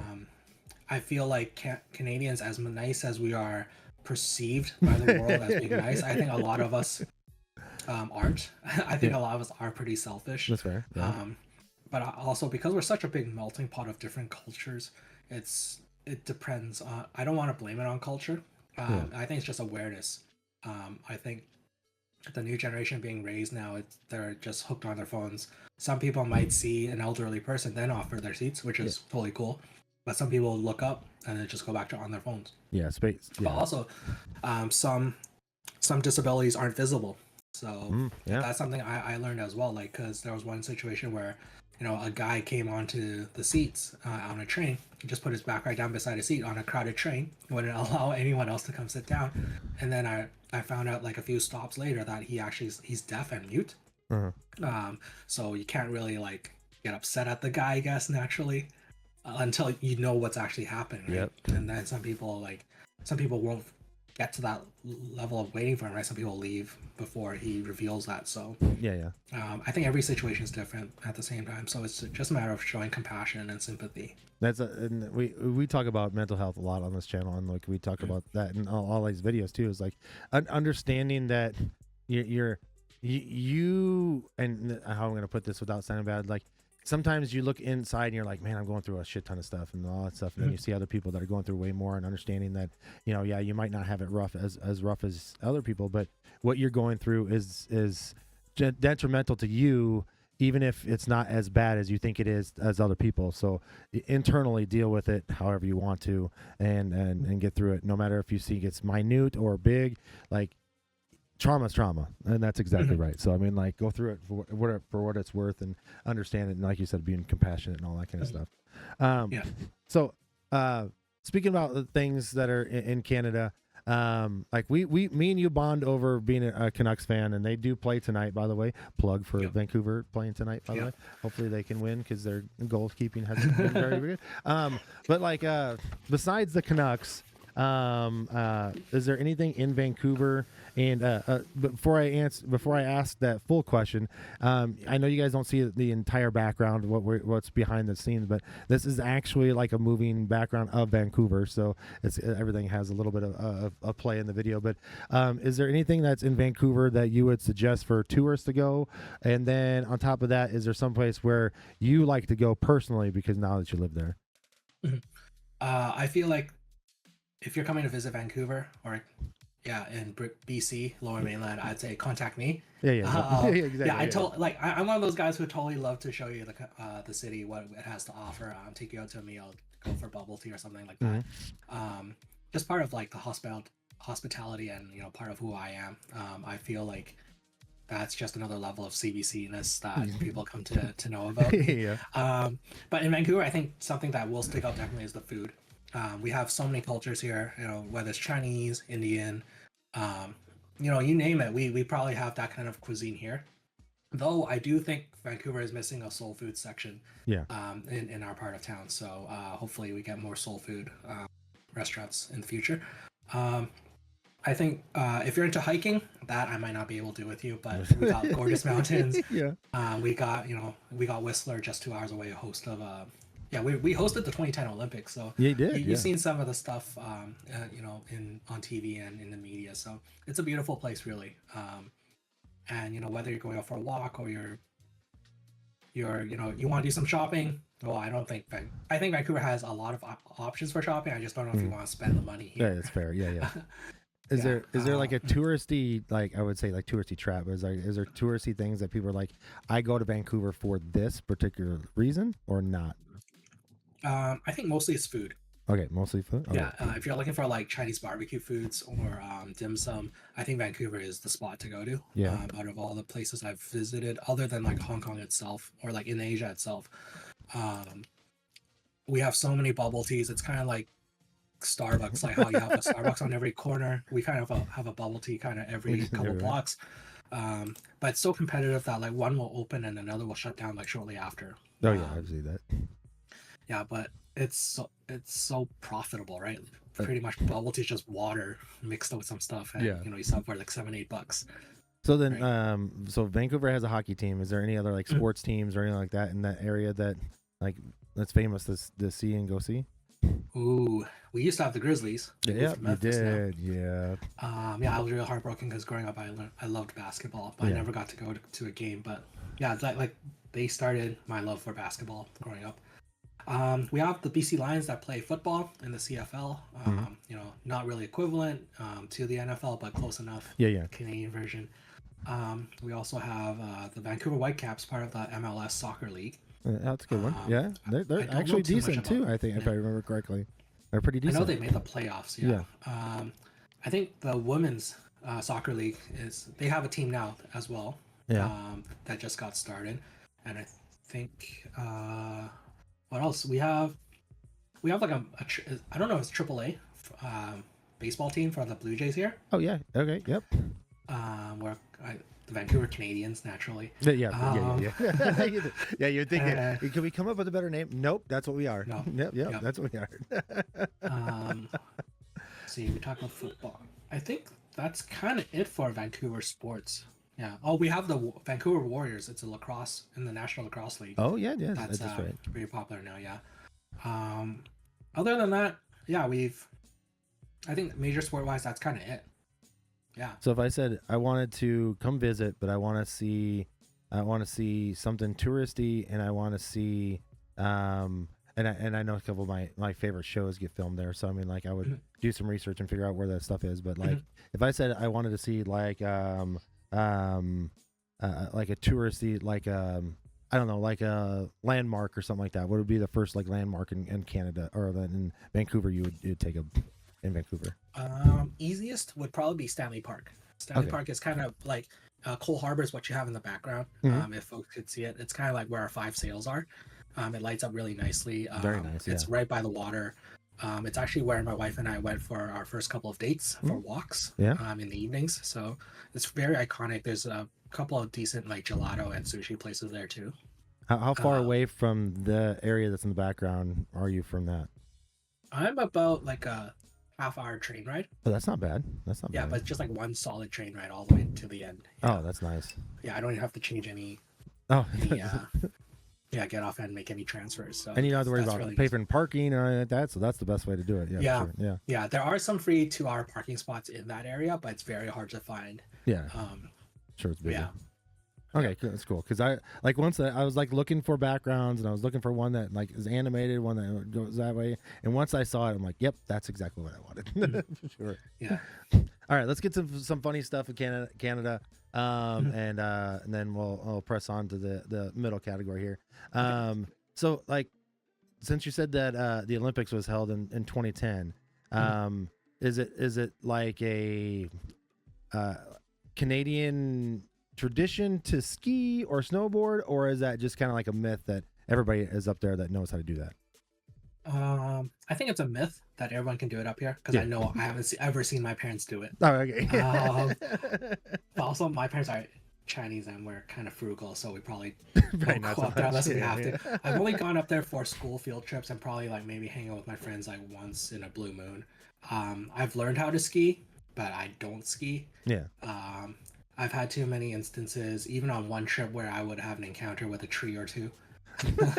Like face first, like full on body, like boom. No. Right? Those are fun to laugh at. Yeah, now that I'm older and I still remember them. But, yeah, you learn about like the pizza wedge to slow down and stuff, just like skating. I don't think everyone knows how to skate either in Canada, as cold as people think it is up here. It's not too cold. I think it depends on where you actually are. Because we're by the water and we got trees, so it's climate wise it's not too bad. I think the thing about Vancouver is the rain. But I think overall a lot of people will look to learn to snowboard or try snowboarding or skiing at some point in their life here if they're raised here. But it's not like something that, hey, what are you doing this weekend? Oh, let's go skiing. No, exactly. It's not like a common pastime, is what you're saying. Yeah, it's not like, let's go camping for the weekend kind of thing. Right? I think if it is, it's only during January, February season where there's actual snow on the mountain. Yeah. So like in the seasons are do you get 4 seasons up there as well because of Canada, or is it like a lot of cold and then like you get a couple warm seasons and then that's it? I think it's kind of realistically, you kind of get 3 seasons up there. You kind of get the cold, like you get the snow as far as for skiing, snowboarding, snow tubing, all that stuff, like for the Winter Olympics. But then there's the summer portion where people go zip lining, they go for hikes. Awesome. And then like there's the spring portion too, right, where they have mountain biking and I'm sure they have some music festivals up there as well. That's cool. So basically, a lot of cold goes to spring, goes to summer, then all of a sudden it just automatically hits the cold. Not a long transition to go from one to the other. I see that. The other couple like random fun ones is maple syrup really a lifeblood of Canada, or is it just propaganda? I'm gonna say it's propaganda. Okay. I don't really use maple syrup myself. I think it's something like I guess whoever strategized it was like, oh, hey, if Canadians are ever visiting other people in other countries and they need something to bring, maple syrup. Yeah. I mean, it's a more of a homeland thing, but you don't use it as much as most people around the world think you do. That's like are there really a lot of beavers in Canada? Exactly. In my part of the country, right? Yeah. I always ask the dumb questions because everywhere I go, I talk to people. They always say stuff like that. Oh no! Like some of the questions about Canada is pretty funny because do you remember who KMT is? Yeah. Yeah. So he and I met up, and he asked me one time, like, "Oh, you're from Canada. Do you guys actually live in igloos and like use snowshoes?" I'm like, "I don't live in an igloo. I know like the indigenous folks do, the Inuit do. And snowshoes is more of a leisure thing, but for some, I guess like the indigenous folks, it is like part of their lifestyle and who they are. But not for typical big city kid like me. Like, we don't do any of that. Yeah, it's like saying like the indigenous people from the United States, all they walk around is a bow and arrow. Like that's not true. Like it's yeah. Like all that kind of friendly stuff. Okay, we talked about the friendliest countries and stuff like that. But like, how do you to try to revamp the question, because we already talked about it a little bit, like how do you take your like point of view of being a Canadian, and when you travel, how do you like influence others with that point of view, or is it something that you just like, oh, I'm just here to kind of visit, kind of do whatever, or you just kind of leave it alone? I think I do believe that whatever I do in life and it affects others, it is a reputation of me and where I come from, my history and background. So if I see a piece of trash in, let's say I'm over in South Korea. Sorry, I see a physical piece of trash, like garbage to throw away. Yeah. Like a gum wrapper or something, a candy wrapper. I'll pick it up and I'll throw it away. Yeah. And hopefully that inspires someone to, help, clean up their act as well, or someone's act. Just being responsible in that sense. Whether or not they see me as a tourist or as a visitor, it doesn't matter to me. I think it's just part of we're inhabitants of the earth, so we gotta take care of it, regardless of where we are. That's a good attitude to have. Yeah, for sure. Like with the family that you go to visit, like all that stuff, like obviously you're multilingual, I'm guessing, because you speak more than one language, not just English. Yeah. Do you find yourself with the accent of Canada, or do you like do you feel like you don't have that accent? I feel like it depends on who I'm with. Okay. I feel like if I'm with like fellow Canadians and we're speaking Cantonese, for example, like we understand it, and we're not gonna make fun of each other because we grew up here, so naturally Chinese is not our first language. But when I go back to Asia in Macau or Hong Kong, and I'm talking to relatives even in mainland China, I definitely feel like there is an accent. But there's also with the accent comes a delay, because you got to translate whatever you have in English into Cantonese. Yeah. And then you say it, and then you hope they understand it, and then when they understand, they speak back to you. You got to translate from Cantonese back to English. Oh yeah, for sure. To process it, and then you'd be like, oh, like sometimes there's like a little gap in my memory where like, okay, I know this word, but I don't remember what it is in Chinese, so I gotta like find a different way to interpret it and communicate it back out. Like when you speak English here, I don't hear too many like A's and all that stuff that people like always say like, oh, Canadians do, but like do you find that accent when you're with people in Canada have the accent? Do you feel like it comes out when you're speaking a different language when you're in a different country, or do you feel like you kind of already mold into that and it doesn't come out very much? I feel like it molds in, and I think if it comes out, people understand it already, and they've accepted it. It's not a big deal to them. Yeah, like they don't give you crap for it. Is what we're saying. My family will sometimes say, like when I visit them, they'll be like, "Hey, you should speak more Cantonese, or you should teach your wife some Cantonese." I'm like, yeah, I get that, but at the same time, if I have to teach her Cantonese, like I think it's an expectation, natural, equal expectation that I gotta learn Vietnamese, for example. Oh, for sure, yeah. And I don't pick up languages too well. No. So I only I need to get by, or if they say my name, then I'm like, okay, yeah, you have my attention now. Yeah. But yeah, I think English is a good benchmark for most family and friends who I've encountered so far. And if not, I have a relative who can translate for me, who I can speak to in English or Cantonese, and we bounce off each other to get that message portrayed more towards the generation like above us. Yeah. Is there anything like I have one more question to ask, but like, is there anything like if like traditionally like Canadian like that you've seen that people think of, like you were talking about like Ingloos earlier? Is there anything that gets misinterpreted versus people that are outside of the like you were saying, like when you go to visit Asia or whatever like that? Do they have you ask questions, or do they ask anything special? They're like, no, that's not true, or like, yeah, we kind of do that, but not really, like any kind of stuff like that? I think the common things is milk and bags. Yeah. Oh, okay. Explain this, because I understand the word bags, and you're saying it like that or something like that, but I don't know the milk thing. So for us, we actually get milk in cartons.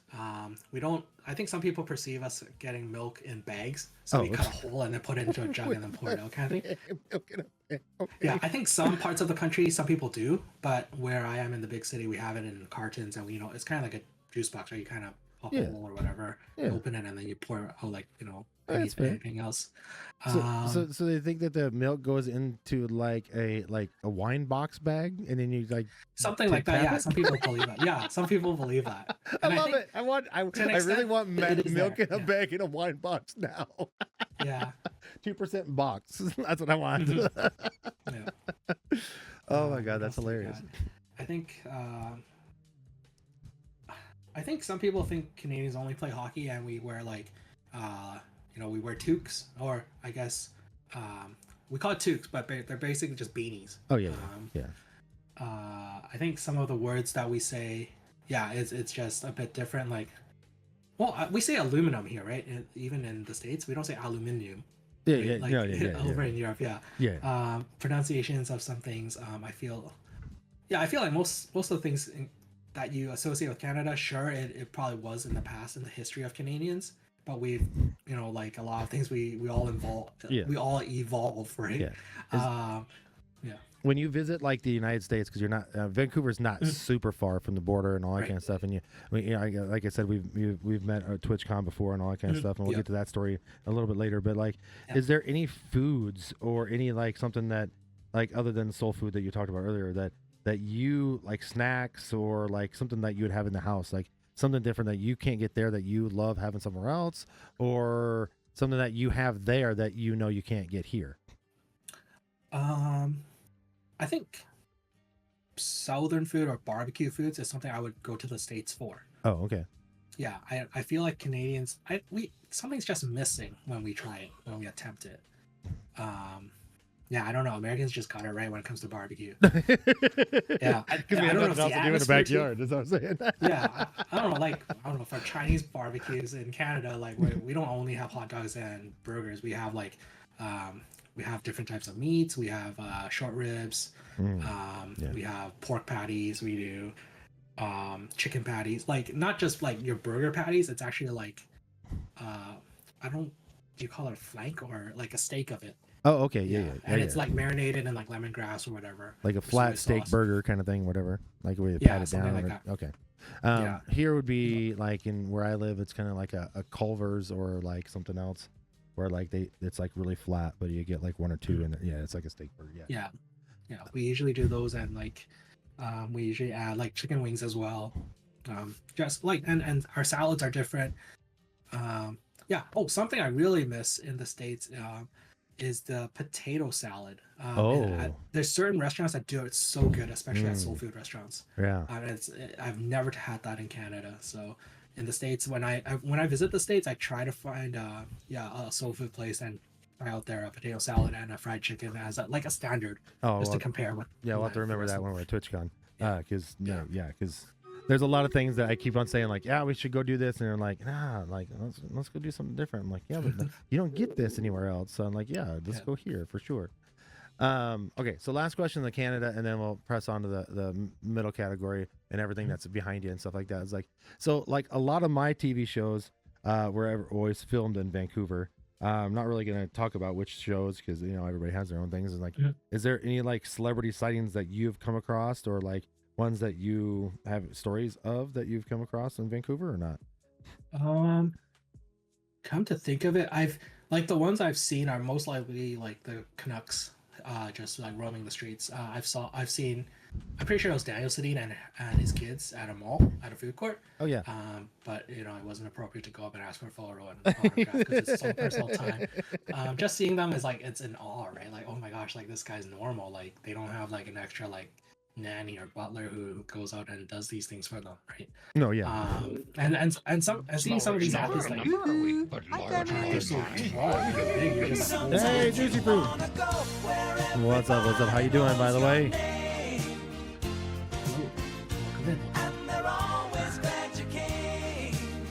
yeah. I'm gonna have to write down. I'm gonna have to write down your guys' stuff because I usually do a music for you guys. No, Juicy, thank you so much. I do owe you and Wholesome a song later on because we do sing songs for raids, but during our interviews we do put that in a little bit in. So make sure you pop in. We're in the process right now. We are giving a platform to CBC. We're talking about a whole bunch of great things. We're in the subject of Canada right now. So hang out and enjoy because we definitely want to do that.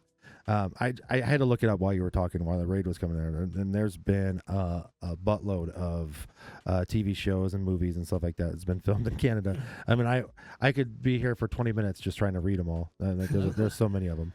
But anyway, go ahead. Like, so. Yeah, I think like we get a lot of people, obviously, like, well, not obviously, but folks know that Ryan Reynolds is from Vancouver. Doesn't really visit as often, but we'll see guys like Hugh Jackman.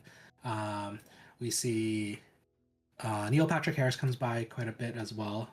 But I haven't seen any of these folks because they're probably hanging around downtown and like the more bougie areas of Vancouver. Yeah.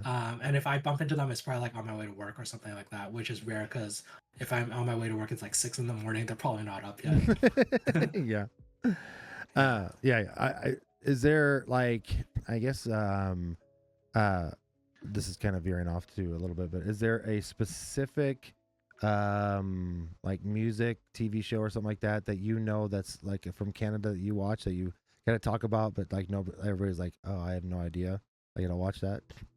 I could think of one on top of my head, but I mean, like, I was just curious if there was one that's you know from yours. I think a show that was filmed here was Once Upon a Time. Out in Richmond, out in Stevenson, which is like a 10-minute drive for me. Great. But I have not watched the series myself. I know in How I Met Your Mother, Robin talks about Vancouver a lot, so Yeah. that's really good. It's really fun to do a fact check on that. Yeah. And yeah, seeing her here as well in Connect Games, it's really fun too. What other ones film related? Like I know there's a local show and I just had it and I'm drawing a blank, but it's kind of like a high school show where is it? It's not Degrassi. Yeah, Degrassi. Is it Degrassi? Yeah, isn't it like That's filmed when up there? Drake was on. Yeah. Oh, I haven't seen. I don't think I've watched enough of it to know if it was here. Smallville was filmed here. Smallville was up there. Yeah. Yeah, Smallville was actually filmed at my wife's high school, so that was pretty cool. Now I'm gonna have to like go back and watch it now and get like, yeah, I know people that went there. Yeah. Yeah, like a number of like Kristen Kirk is actually from my high school as well. Oh, yeah. She's actually my sister's classmate, so that's pretty cool. When you find out like celebrities are from, different connections that you have. Yeah, I think that's. I don't really think too much of like. Yeah, I'm drawing a blank on it. No, that's too. cool. No, that's awesome. I'm like, I always like, there's always some questions that veer off on what we're talking about and kind of like pop in. So like, so I'm sure we'll talk about more Canada stuff later on. I don't want to give it away. It's part of my lightning round and things like that. But we'll come back to that one. But I want to move on to Funko Pop because we're about an hour and a half in. We're going to keep it about 2 hours, a little over 2 hours or whatever. So obviously you could tell that he has like I'd say obsession, but it's more of like a collection. Everybody has a collector because I would call myself a collector and an obsession too, because I have a ton of Yoda stuff in the studio, like this whole wall and on this side, and he has his own wall and stuff like that. So let's talk a little bit about that. Like, how did you get started? What was the influence of saving up for those, and what is your influence to keep going collecting that? So I first started off, I think it was 2013. It was my birthday, and a bunch of friends I played badminton with from my church community got me a Superman Funko Pop. Now I'm not a Superman fan at all. Yeah. I'm not really a DC fan in general. But that's a separate discussion. That'll be another interview just on that. Yeah. I feel like, I guess, not to brag again, but I feel like when I talk to them and like, hey, why'd you get me a Superman one, right? Like, I'm thankful for the gift, but like, why Superman? They're like, oh, we see you like kind of being our Superman, like always stepping in to help us whenever we need help, kind of thing. That's cool. Yeah, so I'm like, oh, that's really cool. Like, I never really imagined myself like that. So that was my first ever one, and then I started noticing Funkos at different malls and shops as the time went on, and then I saw stuff that's like more nostalgic. Oh my gosh, Power Rangers! I grew up with Power Rangers. I gotta get that, right? Like boom, right? That feeling. Oh my gosh, there's like Steph Curry, like I don't know, a basketball player I really like, so I'm gonna start collecting those. Oh my gosh, there's Groots. I love Groots. Like Thor. Oh, I'm seen as Thor as in my group of buddies. Like we call like we kind of choose an Avenger ourselves, and or our friends associated with us of Avenger, and I kind of went off on that. And yeah, it just took off just like that from 2013 onwards, and started collecting them back in my parents' basement, and the collection naturally got bigger and bigger, and it kind of at the time wasn't dating either, so I kind of liked to have a life. Imagine that. No, just kidding. So then, like, if something was released at a mall that was like 40 minutes away, I would just get in my car, go buy it, line up for it, and then bring it home, kind of thing. Oh, for sure. Yeah. At one point, I think I got up to like 700 Funko Pops. I've done some streams early on in my Twitch life where I've inventoried them, and I put them, like when I moved and stuff back and forth, I would go on stream, inventory them, and then put them on the shelves. I'd set up different cameras at different angles. Dang. And then I wanted to kind of do like a feature once a week on different pops I had, but then that kind of went. I didn't think that would produce that too much content. I started that with Yodas and then did that like 3 times. I'm like, I don't want to mess around because I picked one and the whole thing started like tumbling. I'm like, I don't. Yeah. This Jenga of Yodas is gonna tumble if I start pulling shit off the wall. Yeah, like even for my Funkos right now, what you see here is only the front layer. There's actually like at least one more layer behind it. Oh wow, yeah. So it's kind of, and then it's kind of at the point where like, well, the ones at the back, do they really matter if like I'm not showing them off, right? Yes, fair. Like it's just taking up space, right? And then it got to a point where oh, I want to protect these Funkos because I don't want them to get damaged if the AC is on, or there's sunlight coming through, like they'll fade over time. So I started getting casing for them, each one's, and each case is about like $10 each, right? So it's another investment to get casement up. Sure, yeah. Yeah, like, so this Funko addiction started growing, and talking to my wife, we kind of had this compromise. Like, I would try to watch what I purchase in Funkos, and she would watch what she would purchase in terms of makeup and like mugs and cups. Oh yeah. Yeah. So I guess over the years since COVID, I've kind of slowed down a lot, simply because Funko is recycling a lot of their ideas, and I don't find myself too in tune with it anymore. Yeah. Like, I don't need a variant of the same pop Exactly. at like double the price, right? Like, yeah, it's not like, obviously I see some of these toys being passed on to my kids in the future, Yeah. and they can kind of do whatever they want, because I'd be gone anyways. But Did you ever watch Saved by the Bell, by the way? I did. All right, let me do one thing real quick. Everybody, time out for just a second. We love variants and stuff. So if you're a StreamRaiders fan, if you have a skin, you have a different color variant, please buy those. That's what we want to keep. Do those, not the Funkos. Do those. And StreamRaiders for the variants. All right, time back in. All right, go ahead. Yeah. Be interested in variants. Yes. If you're interested in variants, I have a couple coming out. Yeah, exactly. For Skin-a-Thon, so yeah, those are pretty cool. Yeah. And it's digital, so you get, like, it doesn't take up physical space. Yeah, exactly. Yeah, there you go. Yeah. All right. So yeah. those, like, when you start getting into the variants, you don't want to do that and anything. Is there like particular ones where like if they came out with this particular character, is there ones out there like, yes, I will buy the variant, or like, no, I'm just kind of like, I've got my collection where it is now? I think right now, if there was a Rey Mysterio one that came out, different ones, because Okay. I'm a huge Rey Mysterio fan. I just love this concepts of different masks and colors, Mm-hmm. and what he represents. That's something I would definitely jump back into. Maybe some more Groots, but maybe some Fours, but that's kind of it. Like, I think those are my three set things that I would continue collecting with. And Funko isn't the only ones that do that. Like, some of my Yoda stuff up here, like, you look into it and it's like, it's the same figure, but it's different packaging. Like, it's probably a packaging from like 3 years ago, and then like it's like, oh, I have all these things in here they didn't sell, so let's repackage it as something that's popular now, and then watch them fly off the shelves like it's a exclusive item, but it's the same. It's the same character. Yeah. So I totally get that.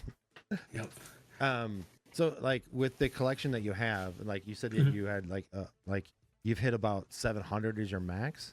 Like, when did you know that you hit a certain number and you're like, okay, I don't have space for this, or like, hey, I want to get rid of some of them? Like, how did you decide, I've invested all this time and money into expanding my collection?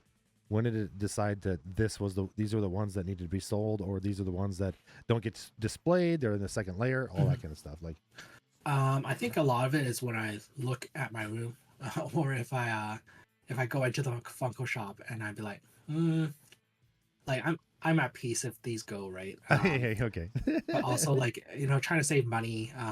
There's better things in life to spend money on, like skins. StreamRaiders, of course, or customizing things, or like even like upgrading my sticker machine or 3D printer, things like that. I feel like there's better value in that now. So that helps me kind of live at peace, letting things go a bit more. Also, like, just amount of space in a condo. You don't have too much space. Like, I only have like literally like 3 sections. Like, these crates here are ones I'm selling, and they're full as well. There's at least like there's stuff outside of this room as well that are actually going that are posted on Facebook that's waiting for people to kind of like inquire about. So well over 100 of them. So that's kind of how I determine what I keep and what I don't. Like the Power Rangers one, I kind of think back like, I think I'm okay without it. Like, I can easily access those again. But things that are like rare, like I have Kobe Bryant ones. Got them right before he actually passed away, so those are ones I won't ever let go. Same with like Rey Mysterio ones that I've been looking for like years, and I finally got it at like $150. So I'm gonna keep those. Is there obviously behind you there's a few that are outside the box, and most of them are in. Like, which ones do you decide that, like, yes, I'm going to open these and proudly display them outside the box, but that what makes you decide the difference between that one and then ones you keep in the box? I think for the most part, if I have duplicates, I'll Oh. open the duplicate, take it out of the box. But for the most part, I keep them in the box. And if I do plan to keep them for a while, I keep them into protectors as well. Not just like the the weak plastic ones. I actually get like hard protectors for them. Yeah, yeah. Like Yeah. for the ones that you know you'll never ever sell, Hmm. do you take them out of the box or do you keep them in the box? No, I keep them in. And why do you keep them in the box? For resale value later on, or for just something that is it just more of a nostalgia for you? I think it's nostalgia. I think it's just like it's kind of like a baby, right? Like you kind of want to protect it, no matter what happens. Like if a fire happens, knock on wood, like there'll be an extra layer of protection. Yeah. Oh my Yeah. gosh! Now that sparked another question. But what are your favorite ones? Because I know obviously you have a few there, but like, what are your like all-time favorite ones that you have? So I have a few that I've actually brought out for display. So this is a Rey Mysterio San Diego Comic-Con 2014 exclusive. Oh yeah. So I've been hunting for this one for a couple of years. I finally got it at the $150 rate. Met up with the guy, but it's valued like well over $200 now. So Yeah. yeah, and it's just so special. So I keep it in an extra like sturdy box for myself. Oh, for sure. So that's one of them. And then the other two, my two favorites is probably ones that I got done for myself and my wife. And I'll show you guys really quickly too. So this one was of our engagement. So I had Oh. I had an artist do the Funko Pops, but also she had a partner who would do the box design as well. So basically they took pictures and they put it there. And then this is our wedding logo in the middle here. Oh, that's cool. Snorlax and Winnie the Pooh, and we got two golden rings in them. And in the background is the scene of Vancouver. It's actually like the night. I don't know if you can kind of tell, but it's kind of similar to what you have already in the back. That's hilarious. How that ended up having it. Yeah. And then I proposed on a stage, right, singing. So then we kind of have like on the back we have us, and then the stage curtains. So that's just like the. So you decided on the tux. Did she decide the red suit, or did you decide? Oh no, that's what she was wearing that night of the proposal. Oh no, that's cool. Like Yeah, all and that's what I all wore during the encompassed. Yeah, proposal. that's cool. Yeah. And then for our wedding, so for the wedding ones, I didn't look at it because I didn't want to see what her dress looked like, but she sent a photo to the designer and they kind of tried to mimic her dress as well. Oh, that's cool. Yeah. And then the background is like the actual church we got married in.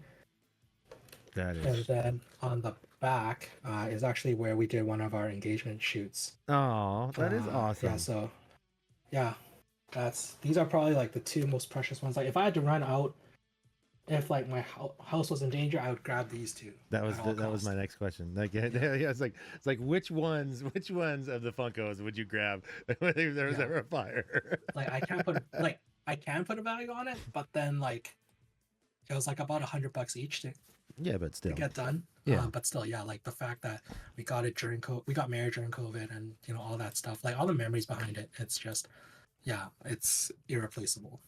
And I don't even know if the artist is still in business doing it, because Funko's been cracking down on customizers. Oh, geez.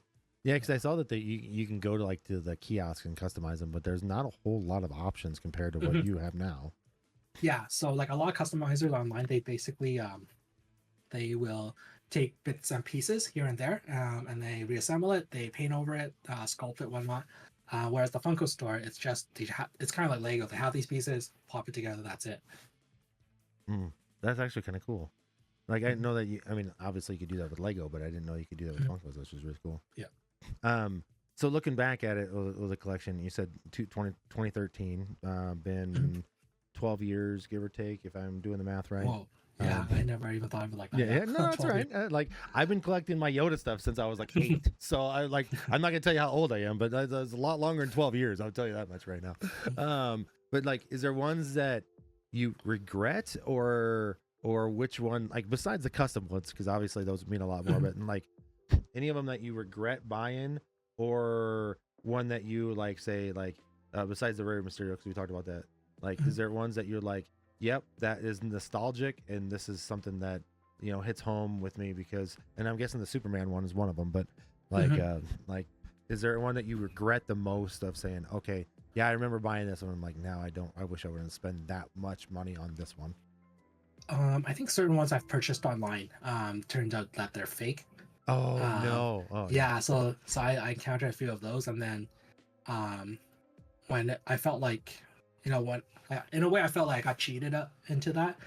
So what I do is I sell it back out at probably like I mentioned it on my post like, hey, this is not an authentic one, but I'm Right. just hoping to get my money back. And whoever, if there's a need for it that you want, that an artist wants to customize with it, I just want my my base money back. And That's crazy. yeah, I'd be with that. I never even thought And about luckily, them selling fake ones like yeah. that. Yeah. yeah. Luckily, like there have been people who do make an offer for them, and if it's $5-10 off of what I'm hoping for, like I'll go with it. I think that's something as well. Like just selling in general, Funko's kind of on the decline now. Right. So I'll post it for base cost is $15. Yeah. Yeah. But if someone says, hey, can I get it for 10, I'm like, sure, whatever. Yeah, like, yeah. Clear those space in the end. So I'll do that. That's fine. Yeah. So is it kind of like, are they still kind of worth it? Like to collect instead of like, because back in the day, Beanie Babies were kind of like one of those things where Right. it's like everybody wanted every single one of them, and then like Mhm. then it lost value and whatever. It's like, would you suggest doing that? Because you said it was on the decline. What does on a decline mean? I think there's less hype about it. I Right. think the max hype there was probably during COVID, just because everyone was bored at home. They needed to do something, right? Yeah. And then just thinking about the real estate that it takes up in a room, it's different than like Pokemon cards. Pokemon cards can go in a binder, and the binder's a 3-inch binder. That's it. Easy to But you can grab. fit Yeah. way more in there. But how often are you going to open your binder and actually look through it, right? Versus Funko Pop's like, oh, it's just all there, Yeah. but it's taking up so much space. I think what also helps is my parents nagging me is like, oh, stop buying toys, you got to save them for the future, blah blah blah, right? And you kind of just want the parents to kind of stop nagging, so you naturally either stop or you tell them off, which Yeah. I don't do the latter. Yeah. Like the been there, done that, yeah, kind of thing. Yeah. So when we're talking about you moving into a possible new place and possibly getting a place for like a studio for you and like a studio for like your wife and all that stuff with kids and everything, like have you thought about the design of how you would do the Funko Pops different than what you do now, or is it like you do it similar? Like how would you redesign everything in a brand new? I would do customized shelves. Yeah, these are just based off of IKEA furniture right now, and it's not really sized to Funkos. Right. Yeah, I'd hire a carpenter and probably do custom shelves to just one row, and probably have them front faced instead of side faced. Oh yeah, okay, that Yeah. makes sense. I guess I didn't even notice that it was different there. That Yeah, makes sense. like doing it side, it's kind of like I can fit more, but I lose a lot of the actual face value, like Yeah, literally right. face value of it. Yeah, because some of them So- behind you, kind of like they look very similar, but like if you look really close to they're different. But I mean, like Yeah. because they're sideways. But if they were in the front, maybe they would be different. Yeah. Yeah, exactly. Yeah, like these gold ones back here is from the Marvel, I think 10-year anniversary. Oh, that's sick. So that's what they look like. And then like there's a couple of Thors, like different variants, right? Some are glow in the dark, some are like flocked, or they have texture to them. So yeah. That is really cool. I kind of look at them and like every time you stream, I kind of look at them like, which one am I going to see next, and all that kind of stuff. And you have some Deadpool ones over there, if I remember correctly. Yes. Like back there in the black Yes, one. I think right here. Yeah. They're all like laying on the side here. Yeah. Are those So, similar, or are they the same, or are they just like? One is a chicken Deadpool. So my friend got that for me because we constantly back then used to go for fried chicken. Oh yeah, chicken Deadpool. Love it. And then Panda Pool are the other two. One's a flocked and one's the original. Because I really like pandas as well. So seeing a Panda Pool is really cool. So how come what made you decide on the sloth Deadpool for StreamRaiders instead of a panda Deadpool? Oh, that's a good question. I think the sloth. I think we were watching Zootopia. My wife and I were watching Zootopia one day, and we really liked the sloth and how Flash. slow it was. Exactly. Yeah. Flash. Yeah. And I'm like, wouldn't it be ironic if like, a sloth was like a ninja, like you don't really see it attacking, but then all of a sudden it attacks, right? And it's really fast. Oh yeah. And then the Deadpool movie came out, and I'm like, oh, why don't we just merge it into one? That's perfect. Yeah. Do you have a story, like you said that you had to travel somewhere like before you were married? Is there a story like say like, hey, I traveled here? Is there like any like funny story that you could say, hey, I went this far to go get one, and I remember driving here, and some, you know, like, is there a story you tell for people that like that kind of is funny? I would say whenever I traveled before getting married, I would basically put it a must to find a specialty Funko store to see what they have. So in Vegas, there's I think it was a Dave's or Bob's toy collectible. So we make the trip out there, and then my luggage would basically be Funko Pops wrapped around with clothing to protect it, and then somehow to clear out the border and come home. Yeah. Even Asia, I think what we did was end up buying a box to put them in, and then got to a point where I even had to use my friend's limit to bring them home as well. Oh my god! And there's like, then like these are the standard sizes, but there's bigger ones. So I've gone through the experience of getting bigger boxes and then kind of bringing them home, and then at the border the guard asks you like what's the biggest one you have? I had an 18-inch Groot that's up there. It's a massive box, but took it out of the box. I used to have an Iron Man one too, but I sold that one. I don't remember. I think 18 inch is the biggest. I don't remember how. No, I have to go get it. Hold on. There's one.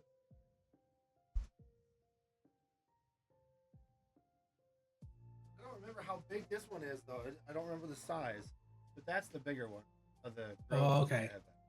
I don't remember. I don't remember what the size was. I don't know where that says that. I think that's out of the. Yeah, it's out of the standard size, but basically it's like a jumbo one. Yeah, it's freaking huge as shit. I'm not gonna lie. I was gonna take it out of the package, and then the shelf it just fit perfectly on the shelf. Hello there. Let me see if I can grab the group one down. Hang on. Good time for everyone to grab a stretch break as well. Yeah. Like move around. I'm like, I have a few Yodas that are floating around they're tucked in. Like, yeah, I'd have to look at them, but I have any Yoda thing I find, even if it's Funko, if it's anything else, I have that collection too.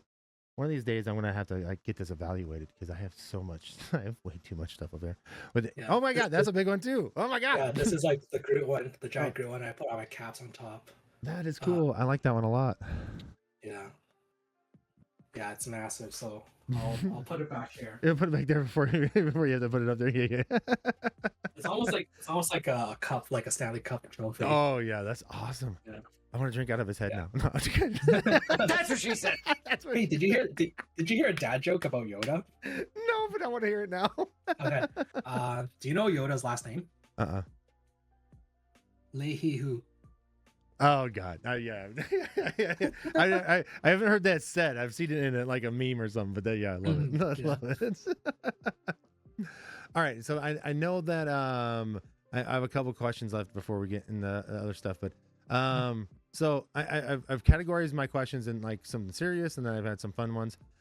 So I know that you've done this before, and I know probably the example you're probably going to give, but you've done it for Skin-a-Thons where, like, if somebody gives enough, you've done a custom one for them.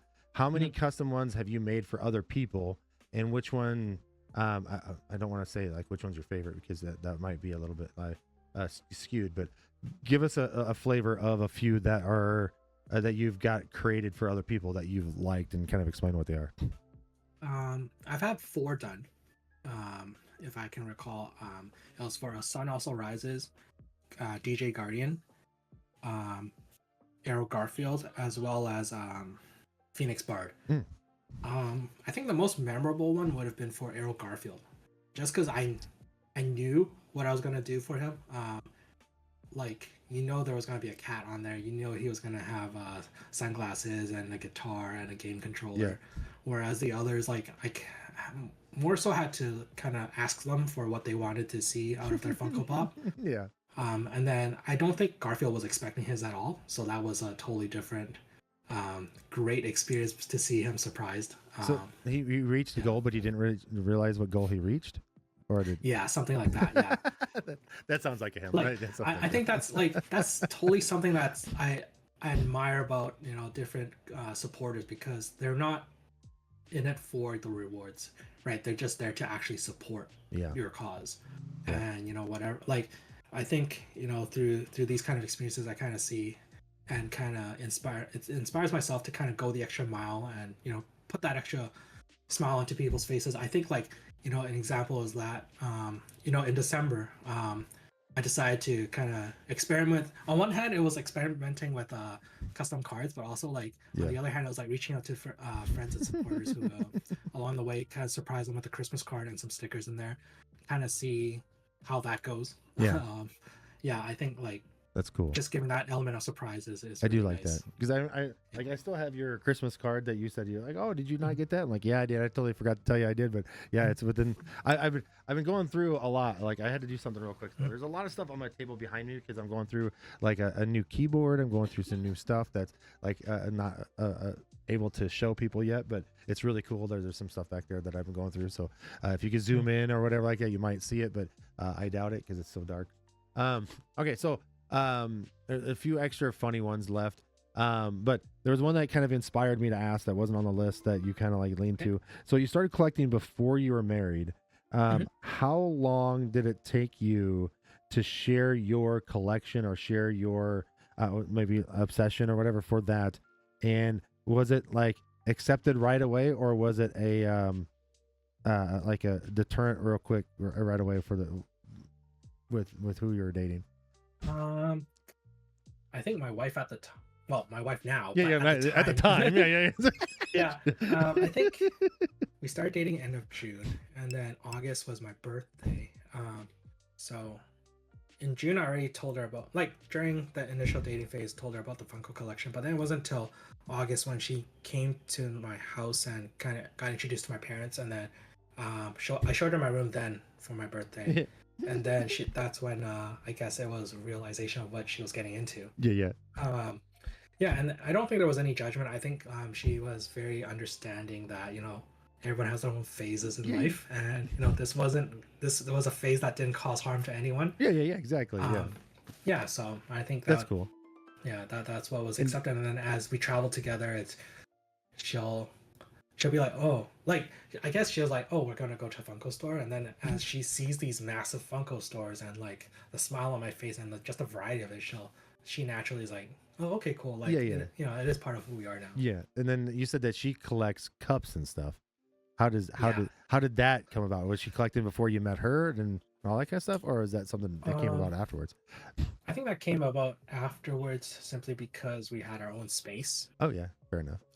So I think, like, whenever she goes into Starbucks, she looks at the different kind of mugs, cups. Like in Korea, there's like a bunch of different cute designs, and then she would go purchase them, and we would go hunt for more, the different varieties of them. But then I also like to constantly remind her, like, obviously she doesn't do that to me, but I don't know why I like to do it. Like, maybe it's just getting annoying. Yeah. It's like, hey, we only have 2 mouths, like, and 2 hands each. Like, we can only hold so many mugs and only have so many people over who would drink out of these mugs. Yeah. Right, and she'll just like roll her eyes, like, oh, right. look at your room. Yeah, exactly, right. Like, I don't have 700 mugs. Yeah, I do look at my room, and it's like, but you don't come in my room, it doesn't affect you, right? Yeah, exactly. Yeah, like for me, it's like, oh, all of a sudden I might have a bunch of mugs to wash, right? Like, well, I mean, like, so maybe when she gets her own room, you figure out a way to hang her mugs or put her mugs on the shelves or something, so it doesn't affect you either. Oh yeah, no, like sometimes like these shower thoughts are like, I can't sleep thoughts, like, how am I gonna like decorate her room, even though I probably won't get to decorate her room, her space. Like, how would I rearrange it in like on April Fools or something like that, just to go like completely drive her insane? That would be hilarious. Now, could you name or could you find her like ultimate favorite mug that she would grab in case of a fire and leave with it?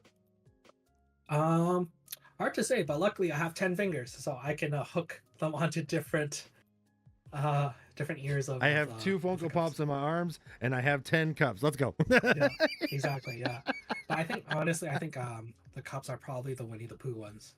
Oh, see, that's cool. Yeah, I like that. Yeah. But then also, I'll remind her, like, hey, I can print stickers for those mugs going forward, so you don't have to buy more. So that doesn't go too well, though. Oh my god, that's hilarious. So like, now that I'm thinking, so you have the printer shop, you have the 3D shop. Mhm. what's next? Like a 3D laser or something, or like a laser, Oh. like. So you I've can, done engraving before at work, so I think that would be pretty dope. But I think for now,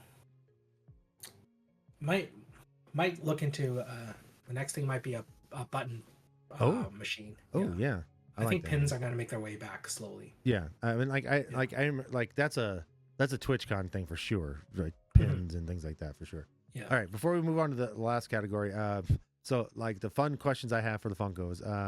So we've talked of a couple of these already, kind of in passing. So I only have a couple left. If you were in charge of Funko for a day, what new line or collection would you release? If I was totally biased, I'd do like a StreamRaider stuff, StreamRaider line. Yeah. I think that'd be pretty. Like you got so many skins out there, right? That's true. Yeah. I think that if I wasn't biased though, I think I would expand their custom line. Yeah. Like what you can add, or if they had a feature where it scans a photo, and then it turns into a Funko Pop, and instead of you going to create your own Funko Pop, Well, that's a that good would idea. be pretty dope. Yeah. Oh, I like that idea. Yeah. Is there like a figure that like say like cartoon or like anything that you've seen that you haven't seen in Funko yet that you would like? That'd be cool. Like even if you wouldn't buy it, would that be cool to produce as one? Ooh, I think so. I think if they had a Snorlax one. Oh. Yeah, they've had the different Pokemon ones, but I haven't seen the Snorlax one out yet. I've seen people do concepts for different things, but to actually see a Snorlax one would be pretty dope. Like, do they have it? Do they have an area like a suggestion box or something like that that you can like put those in or no? Not that I know of, but I feel like they do. But even if they did, I don't feel like they read it. We've been through a number of companies where we put suggestions in there and they still haven't done anything with it yet. Yeah. That's fair. Yeah, I like that idea. And then you're talking about like you have the Marvel stuff in the background. Like is that like a full collection, or is that like did you collect them all in that collection? Is that what those are? So in the past, I would do all of the Avengers, for example, like in Endgame or Infinity War. I try to collect the entire collection. Ooh, yeah. But then it started getting to a point where it's just too many variants. So kind of stopped doing that, and I just keep my favorite characters like Thor, or I like Korg. Yeah. And I like I think the more funny, relatable ones I'll keep. But like the Iron Man, Captain America's, there's just too many of those. There is a lot. Yeah. Yeah. That I'd stop with those. Like, is there like a collection that you have that you know that you have every single one of them, and then like you're proud of like having that whole collection? I felt pretty proud collecting all the Friends one in the first release. Oh, okay. They're all retired Funkos now, so they don't produce them anymore. But finding all of them, bringing them home was pretty nice, because then I've had people who show friends who come over and like, oh my gosh, I'm gonna like one day I'm gonna come over and steal them when you're not looking. Oh, that's cool. And then I'd be like, good luck, because I'm gonna put it in a place where you can't even find them. So I love it. yeah, the Friends one's definitely one of them. Did that just come with the figures, or did that come with the stage and everything too? Oh, just the figures. Okay. 'Cause I've seen like sometimes when they come out with like limited editions, or like, oh, it's like Friends like 30th anniversary or whatever, however many years it has been. Yeah. Like they do like the coffee shop, you can just put them in between or something like that. Oh yeah, there's a few like that. I haven't seen it for Funko yet. I know for let's say NSYNC, even though there's individual ones, oh yeah, they actually have like the first album NSYNC came out with, and like the 5 guys are spread out throughout the album. oh, that's cool. Yeah. See, that'd be cool. All right. So anybody else, I'm gonna put it out there too. If anybody else in chat has any questions on the categories we're in, feel free to drop them in chat. We're gonna get to community questions in a little bit, or write them down and have them ready to go. But the last category I have is likes and loves, because we like to bring in like what we like, what we love, what we do for in our life and stuff like that. So let's talk about the StreamRaider stuff, because we're talking about the Skin-a-Thon thing. Like what inspired you to become a Twitch streamer and a partner with the CTV, and how has that like journey from the beginning when you start and then where you're at now? I think when I first started streaming in general, it was because Among Us was a big thing right before the pandemic, and then in the pandemic it just took off. Oh yeah, yeah. And one of my favorite streamers, Disguised Toast, he was streaming this stuff, and then I think my sisters and a couple of close friends were like, "Hey Ray, like we can see you totally doing this kind of thing, you know, even though you don't play games, like just broadcasting out, providing a good environment for people to come watch and be entertaining. Mhm. That'd be something cool." So I started doing that, and then at the time I was playing NHL on the PlayStation, so I started streaming out of that. And then during the pandemic, I discussed it with my wife, now girlfriend back Yeah, then, yeah, yeah, yeah. and she actually My wife she at the actually time. pitched, yeah, I guess like my Yeah, ex-girlfriend. yeah, yeah, yeah, yeah, yeah, yeah. But, Technically, yeah, you're right. She actually pitched in to get me an actual computer, because I didn't have a computer back then. So we worked with our other buddy who liked to assemble computers, so he put the parts together, and then she paid for it and the whole setup and everything. And then as time went on, I kind of invested more money into more monitors, cameras, and mics, and then kind of took off from there. But from a StreamRaiders perspective, I think I was in Aki and Peach's fam stream, and they were just they just had like a StreamRaider thing, and it's like, oh, you just drop a unit every 5 minutes. So I just kind of did that for like one stream, didn't think much of it. And then one day I met Proto League, and then he told me, "Hey, do you stream?" Or like, and he told me he's a streamer, and then I went to catch one of his streams.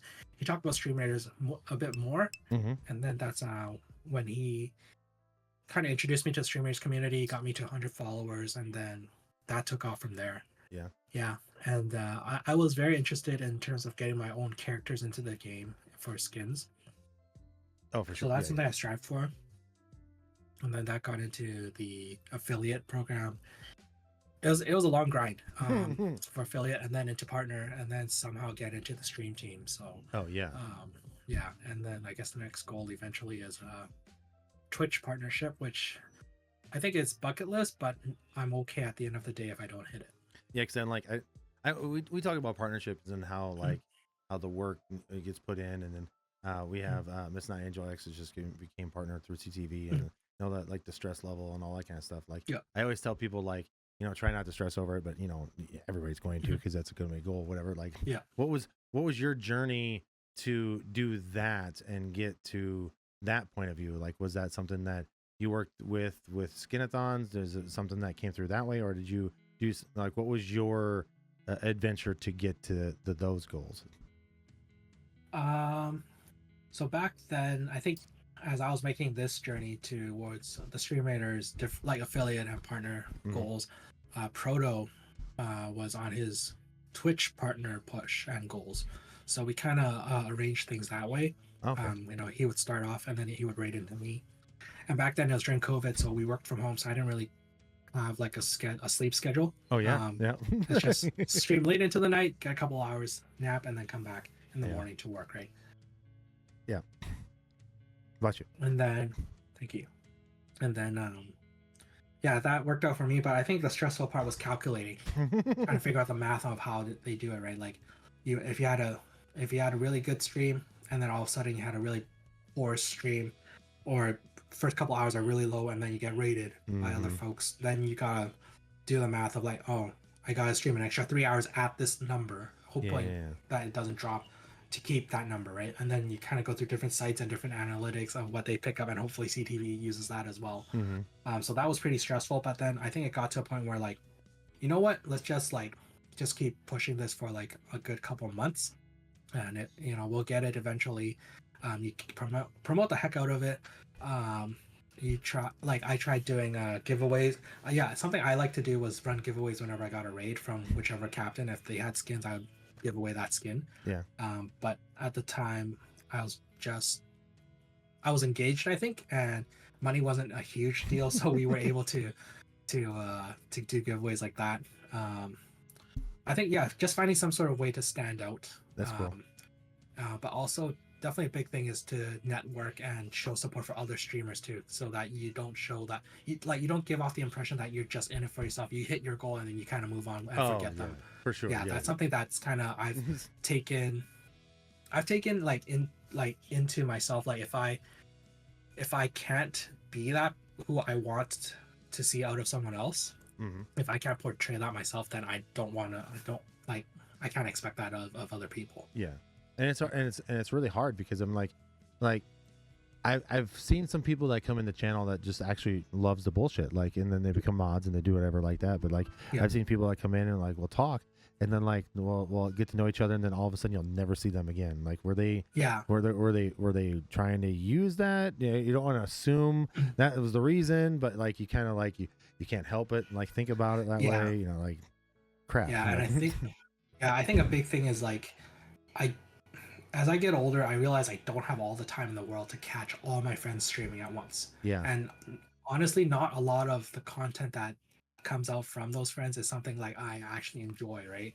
Like, I can't see myself being engaged as a community member to talk about, you know, a certain game that I don't play or have interest in, right? Yeah. But you know, if you know, where we're doing these kind of like interviews, for example, I do want to get to know more about, you know, Coco Jobro or Ali Rose or Errol Garfield and them, right? Like, you know, I totally tune in and participate in chat and I come back, no problem, right? Assuming that real life things are not happening, right? Yeah. And I think an unfortunate thing is like, because coming out of the pandemic, people go back to their jobs and their regular lives that they had before the pandemic.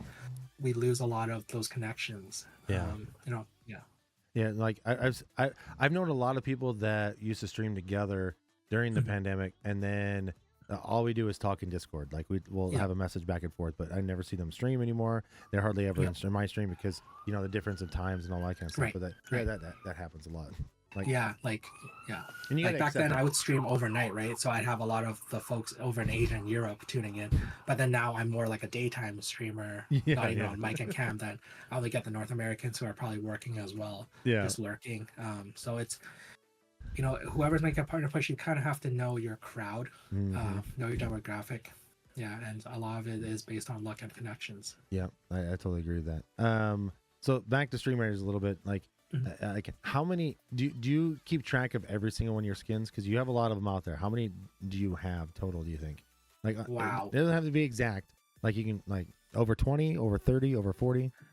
I'm gonna say over 20. Okay. But let me. I mean, you don't have to count them. I'm such a dork, but I basically have a SkinRaiders folder, and then inside I have, for example, my Amazon unit, and then inside that folder is all the supporting images or sounds or clips that I have in there sorted through. So when I submit it to Captain TV, then it's all organized in that sense. So let me just nice organizing.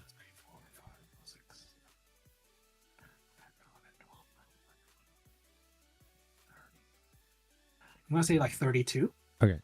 Out of that's not counting variants, though. The variants of the colors and epics are considered one. And then the 7,000 flags that you get for every single leg. Like, oh man, I have like 5 flags that I haven't submitted, and I actually asked Captain TV, can I combine 2 flags into a full skin? And they said no. Need to do that, yeah. So like, out of all your skins, could you decide on your favorite or no? I think my tank is my favorite simply because of my first one, and it's something my wife and I created ourselves. So like, how did you, what made you decide to make that into a skin, and then why was that your first one? Yeah, so I guess big part is my wife is backbone of and support of who I am. So, and she really enjoys Winnie the Pooh. I really enjoy Snorlax, as you can see. So we kind of merged the two in case, like, I guess it's like a virtual baby. So then that's kind of how it is. And then it's just out of love. So we have the heart pillow, but then we have the axe, which is part of Thor. So we merge different elements of things we really like into that one skin.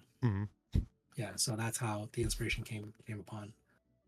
Okay, I'm gonna cut a few questions out of here because we're gonna do a couple more just to kind of under the life love, because the other ones kind of went a little bit, and then we'll do a lightning round. We'll cut it, and then we'll throw the other ones out there during live. And if, like I said, if anybody in chat does have any other questions that you want to throw in, like, throw them in here in a little bit, because we're gonna cut the YouTube channel here in just a second. But before we go, let's talk about personal life and then what you do. So like we were talking about this earlier because I wanted to make sure I got this right. Can you explain what the OAS System Officer does?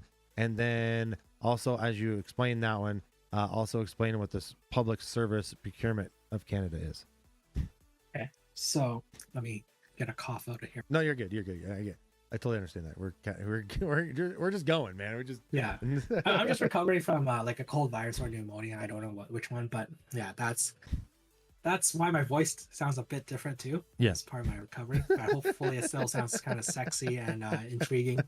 But yeah, I started working for the government back in 2016. I started off with the RCMP, and then that's the Royal Canadian Mounted Police. And then during the pandemic, I switched over to Public Service Procurement Canada, which is another branch in the federal government. Mm-hmm. And then I kind of had a different roles, but my current role is an OAS Systems Officer. Now, I have to admit, I don't know what OAS stands for, nor do anyone on my team with the same position. Nor would my manager know, nor would their manager know. It's That's just hilarious. a title. Yeah. But I think essentially what we do is we deal with the contracts for real estate. So basically, let's say the current, let's say your favorite coffee shop. Let's say it's in a mall complex. Yeah. Whether that's owned by the government or owned by a different landlord, we would help with making the arrangements and contracts and accommodations to make if the government was interested in renting that out, or if the government was renting that space out to the coffee shop, we would help administer the contract. Okay. So arranging for folks to go measure out the space, if you needed to put like a vent in there or whatever, right? We would kind of help coordinate that at a higher level. Okay. And then when it comes to the actual rental costs, we help deal with that, and we process the checks and whatnot going in and out of it, and the taxes. So what keeps you at the job you're at now? Because everybody has like a reason. Like some people say money, some people say I love the job. Like what is your best feature of the job and why? Best feature, and I don't think a lot of people can say, is I work with my wife. That's fair. Yeah, that's fair. She basically works on like a sister team, Mm-hmm. and a lot of, I don't know, I see it as like a power couple kind of thing. Hey, that's but cool. other people Yeah, might let's do not. it. Yeah. Yeah, and like we save on like not really transportation, but like in terms of like I guess if you office talk, we can talk about office even though if it's off hours. Mm-hmm. But that's something common we can talk about. I think a big thing is how our jobs affect fellow Canadians and the economy, perhaps. I think more so in the RCMP because it dealt with public safety. That hit home a lot more for me because I saw the immediate impacts of how my job affected officers in the field. That's cool. I like that. Yeah. But then here it's more back end paper pushing, making sure people get paid, the correct amounts get paid, data integrity. I think that's kind of like what I would say up front. Behind the scenes, it's definitely the pay and the pension benefits after retirement. Yeah. So then, like, that's the reason why you can do a lot of it from home. Like, is there a requirement to go in the office or do anything particular there? So now the government has us back at the office 3 times a week. Yeah. It used to be twice, used to be once.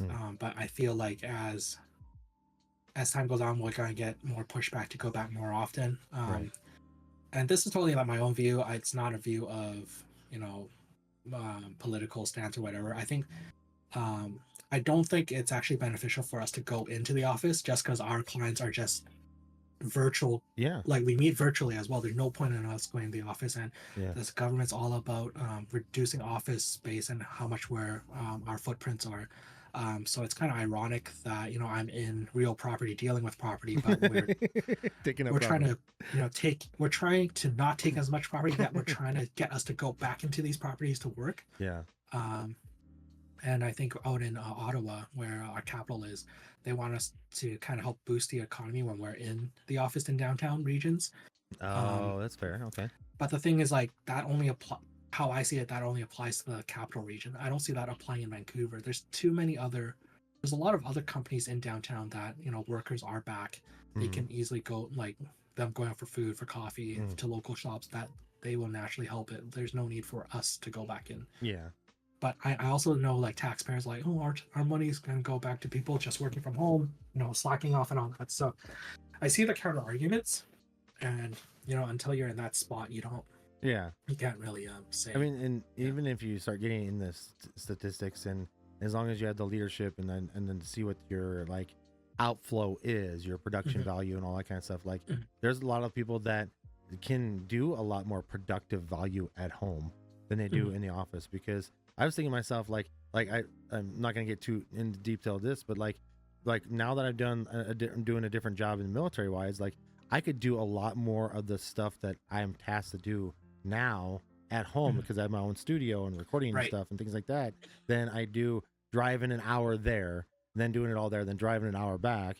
I could just wake up, shower, come down here, record a bunch of stuff, get it out there, get it edited, and I can be more productive here than I would be there. Like some things like that, you just got to keep it in the eye on. And to extend that on to, like, you know, during the pandemic, a lot of people decided to have, well, not decided, but a lot of people had babies, right? And now these babies are starting to, like, they need daycare or something like that, right? So you got to arrange for daycare if you're going to the office, whereas if you're working from home, you can just kind of watch them while you're working, right? Oh yeah. But then I guess the counter argument is, like, if you're busy watching them, like, are you really paying attention to your own job, right?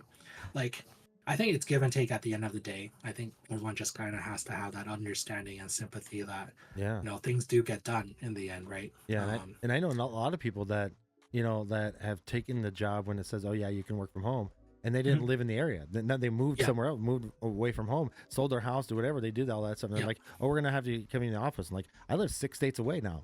Like, I've been doing all your work for you. Like, how am I gonna do that? And they're like, all right, now we got to figure this out, because now it presents more problems than solutions, and that's a common thing for a lot of workplaces. Yeah, like combine that stuff. Okay, so I have a lot of other questions, but we're gonna reserve those, because there's a story one in here that you know what I'm talking about. That I really want to get into. But we'll save that for the live people, because for those that are here, then you know, maybe I'll do a little bit of cutting here and there for something, a bonus episode or something like that. I've been kind of doing that. So what I want to do is I'll cover all three categories. We have to know you a lot more. What I want to do is I want to do something fun, and we do this on everything I do, even with my military podcast, even whatever. We do what we call a lightning round. We ask you a bunch of questions. These you've never seen before. Some of these are just this or that. Some of these might have to be are just like a simple question. You'd have to answer, give some information. I have a bunch of them, but I might not do them all. I might just, you know, wait and do a little bit more later on. So let me get through a few of these, and then we'll plug everything that's coming up in the future. We'll end the YouTube part of it, and then we'll stick around for a little bit longer, however much time you have, and we'll go from there. So great. So let me pick a few things, because I know we've talked about some of the stuff that we haven't here. King of stickers. Yeah, you're right, Candace. Yeah, you're right. Yeah. Prince. So again, you've never seen any of these before, so bear with me here on some of these. So if you need to explain them, try to come up with the answer as fast as you can. But if you want to go in a little bit of detail and explaining why, we'll do that, because I like the quick answer, not really thinking about it, and then give me the answer of why you did it. So that's kind of where we're at. So if you have a chance to visit or spend more time in it, would you spend more time in the mountains or the beaches? Beaches. Okay, and why is beaches your go-to for that one? My wife likes beaches more, and it's probably warmer by the beaches. I don't like being cold. Oh, yeah. And you live in Canada? What the hell? Anyway. Yeah, that was forced, not chosen. I don't like the cold, but I live somewhere where it's like 90% cold majority of the time. Yeah. But right now, currently, I have enough fat. So oh, well, fair enough.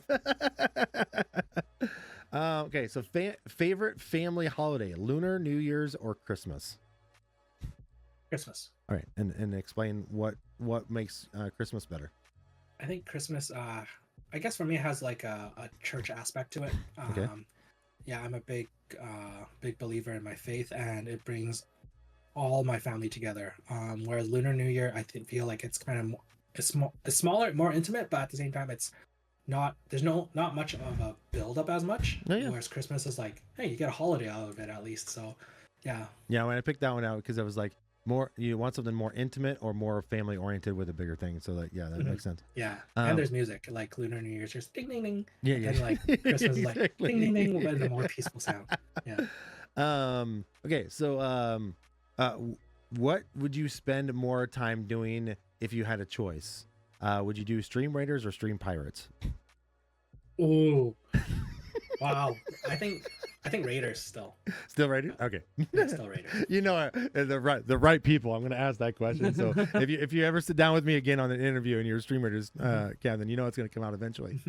Okay, so what do you consume the most of, YouTube or Twitch?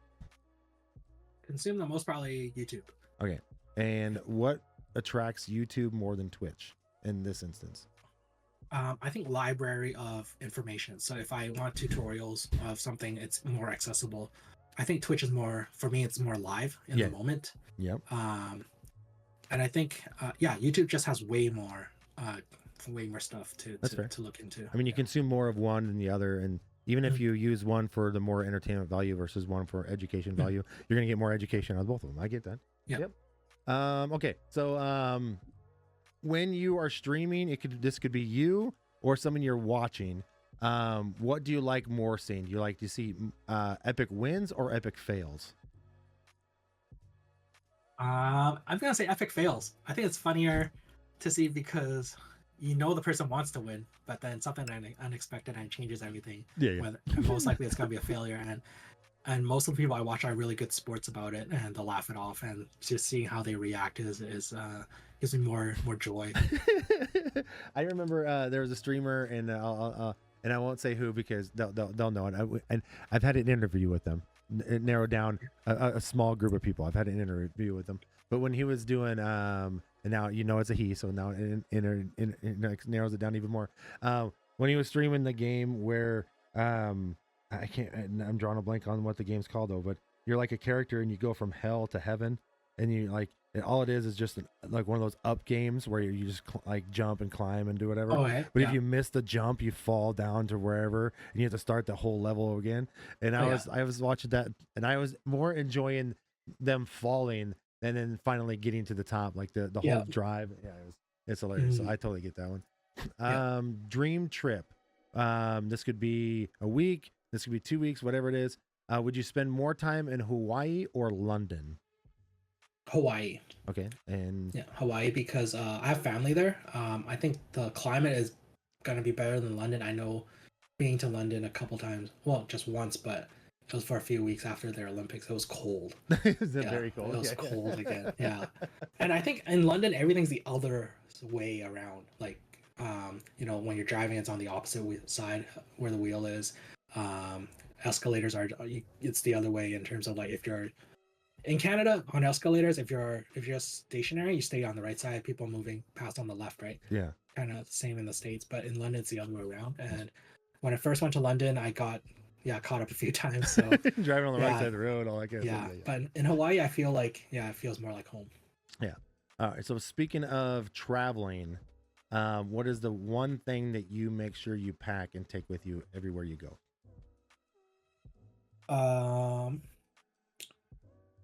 Other than the obvious passport, I feel like my phone. All right. So besides your phone, like something that you make sure you put in your suitcase and you take with you, like what's the first thing that you make sure that you pack every single time you go? Is it like, and you could say toothbrush, you could say whatever, but like, is there something that you travel with that's different than somebody else? I think more recently stickers. There you see, that's different. I like that one. Like for my Asia trip, I made custom stickers for our trip saying like it was like an anniversary trip. I had a picture of myself and my wife in cartoon on an airplane, and we basically handed those out to folks who helped us along the way, whether they're like hostesses or people at the counters at airports or hotels. That's cool. We handed them out. Yeah. Like, do you ever want to like stick stickers somewhere where you're not supposed to, just to kind of have that publicity? No, I don't. Yeah, if it's negative publicity, then I wouldn't. No, but at the same time, like if I hand a sticker out to someone, it's up to them where they want to put it. Right? Yeah, fair enough. Yeah. All right. So, focus mode. Do you have to have music or do you prefer silence? I have to have music. Okay. Yeah. I'm a big believer on like have noise here so I can focus here. If I don't have noise here, my mind goes whoop out here. For me, it's weird because like, in this office space, I can focus, but I focus even better if you move me into like a food court. Oh, yeah. With music in my ears, like for some reason, maybe knowing that people are potentially watching me, but I can do things at such a fast pace. It's maybe that's my motivation. No, I like being that. watched. Is that why you work and stream at the same time? Because I don't know. technically I think to watching me, you and you're working. I guess I think to that it's like multitasking. I think that's a challenge to myself to see how well I can multitask my actual work and streaming. No, I like that idea. This is I could present this a different way, but I'll just make this easier. Dim sum or sushi? Sushi. Okay. What's the difference for people that don't know the difference? I know the difference because I looked it up. But I feel like sushi is mostly fish on rice. That's like the basic of it. Dim sum, there's so many other varieties. Yeah. But at the same time, for dim sum, it's more fun with more people. Sushi you can enjoy alone as well. Yeah, it's fair. Favorite superpower? I'm gonna say mind reading would be great. Ooh. Yeah. I Or teleportation, one or the other. I would. God, I haven't heard anybody say mind reading, but that scares me. Like mind reading scares me because I don't want people to. I don't want to know when people think I'm a jackass. I just want to feel like a jackass sometimes. But like if I knew you thought I was feeling that way, that'd be like even more worse than I am, kind of thing. I think that with mind reading for me, I think there's two things. I want to know what that person's thinking of me, so I can kind of tweak who I am to be a better person. Okay. But also the second part is like if we're playing a game and it'll put me at an advantage to know what your strategy is. That's fair. That's how I see it. Yeah. I'll take that. So I'll put this in there anyway. I probably already know the answer based on what we're talking about. Like, so, traveling everywhere, you've been everywhere, favorite season? Summer. And just because like the beaches and things like that, you just want to be warm more than cold. I figured that. Yeah, I'd rather be taking off layers than putting on layers. I totally agree with that. Yeah. I'd rather save the luggage space for souvenirs and gifts than for my own clothes. No, yeah, fair enough.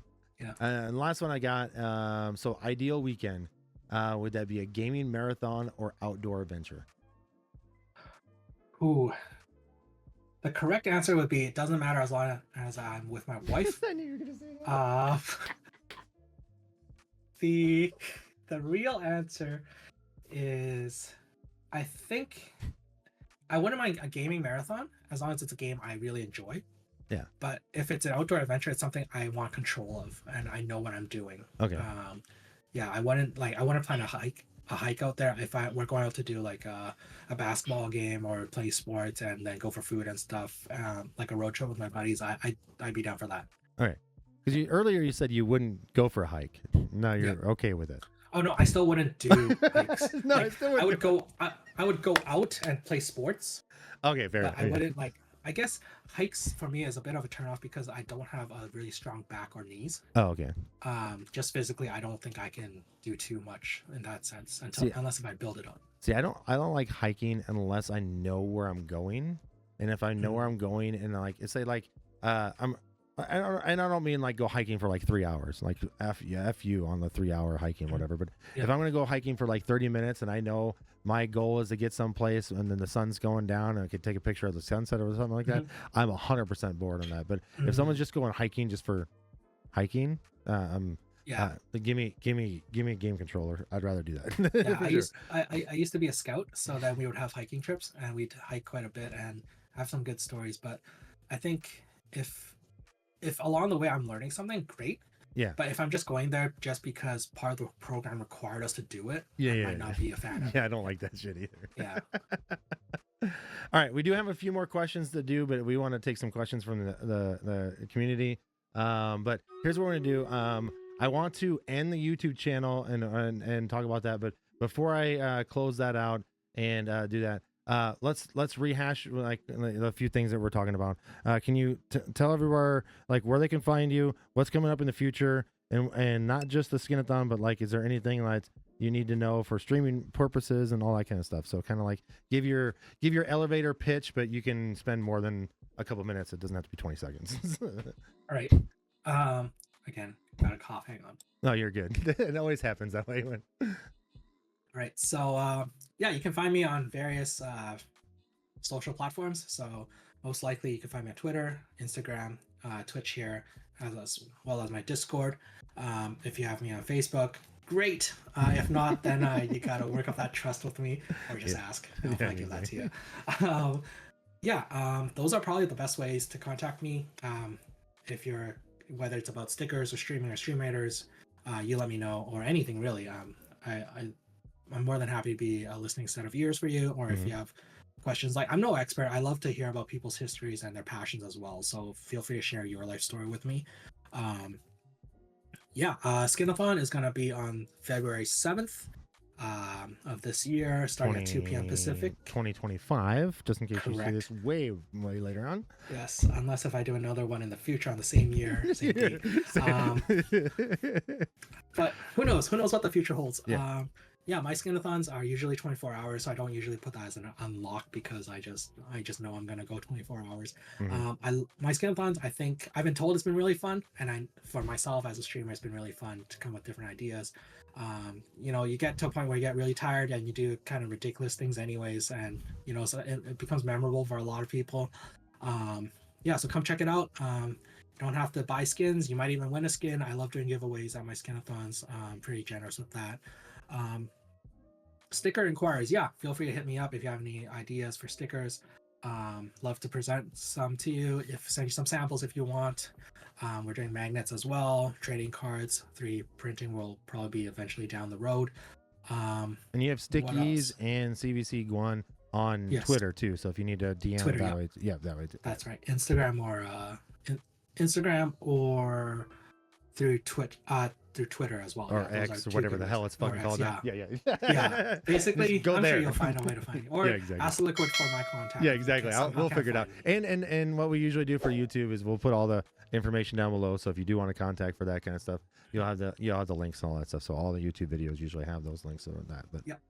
But other than that, I'm just your average Joe trying to be a nice guy, providing positivity to the world and people around me. Yeah, and that's twitch.tv/CBCGwun.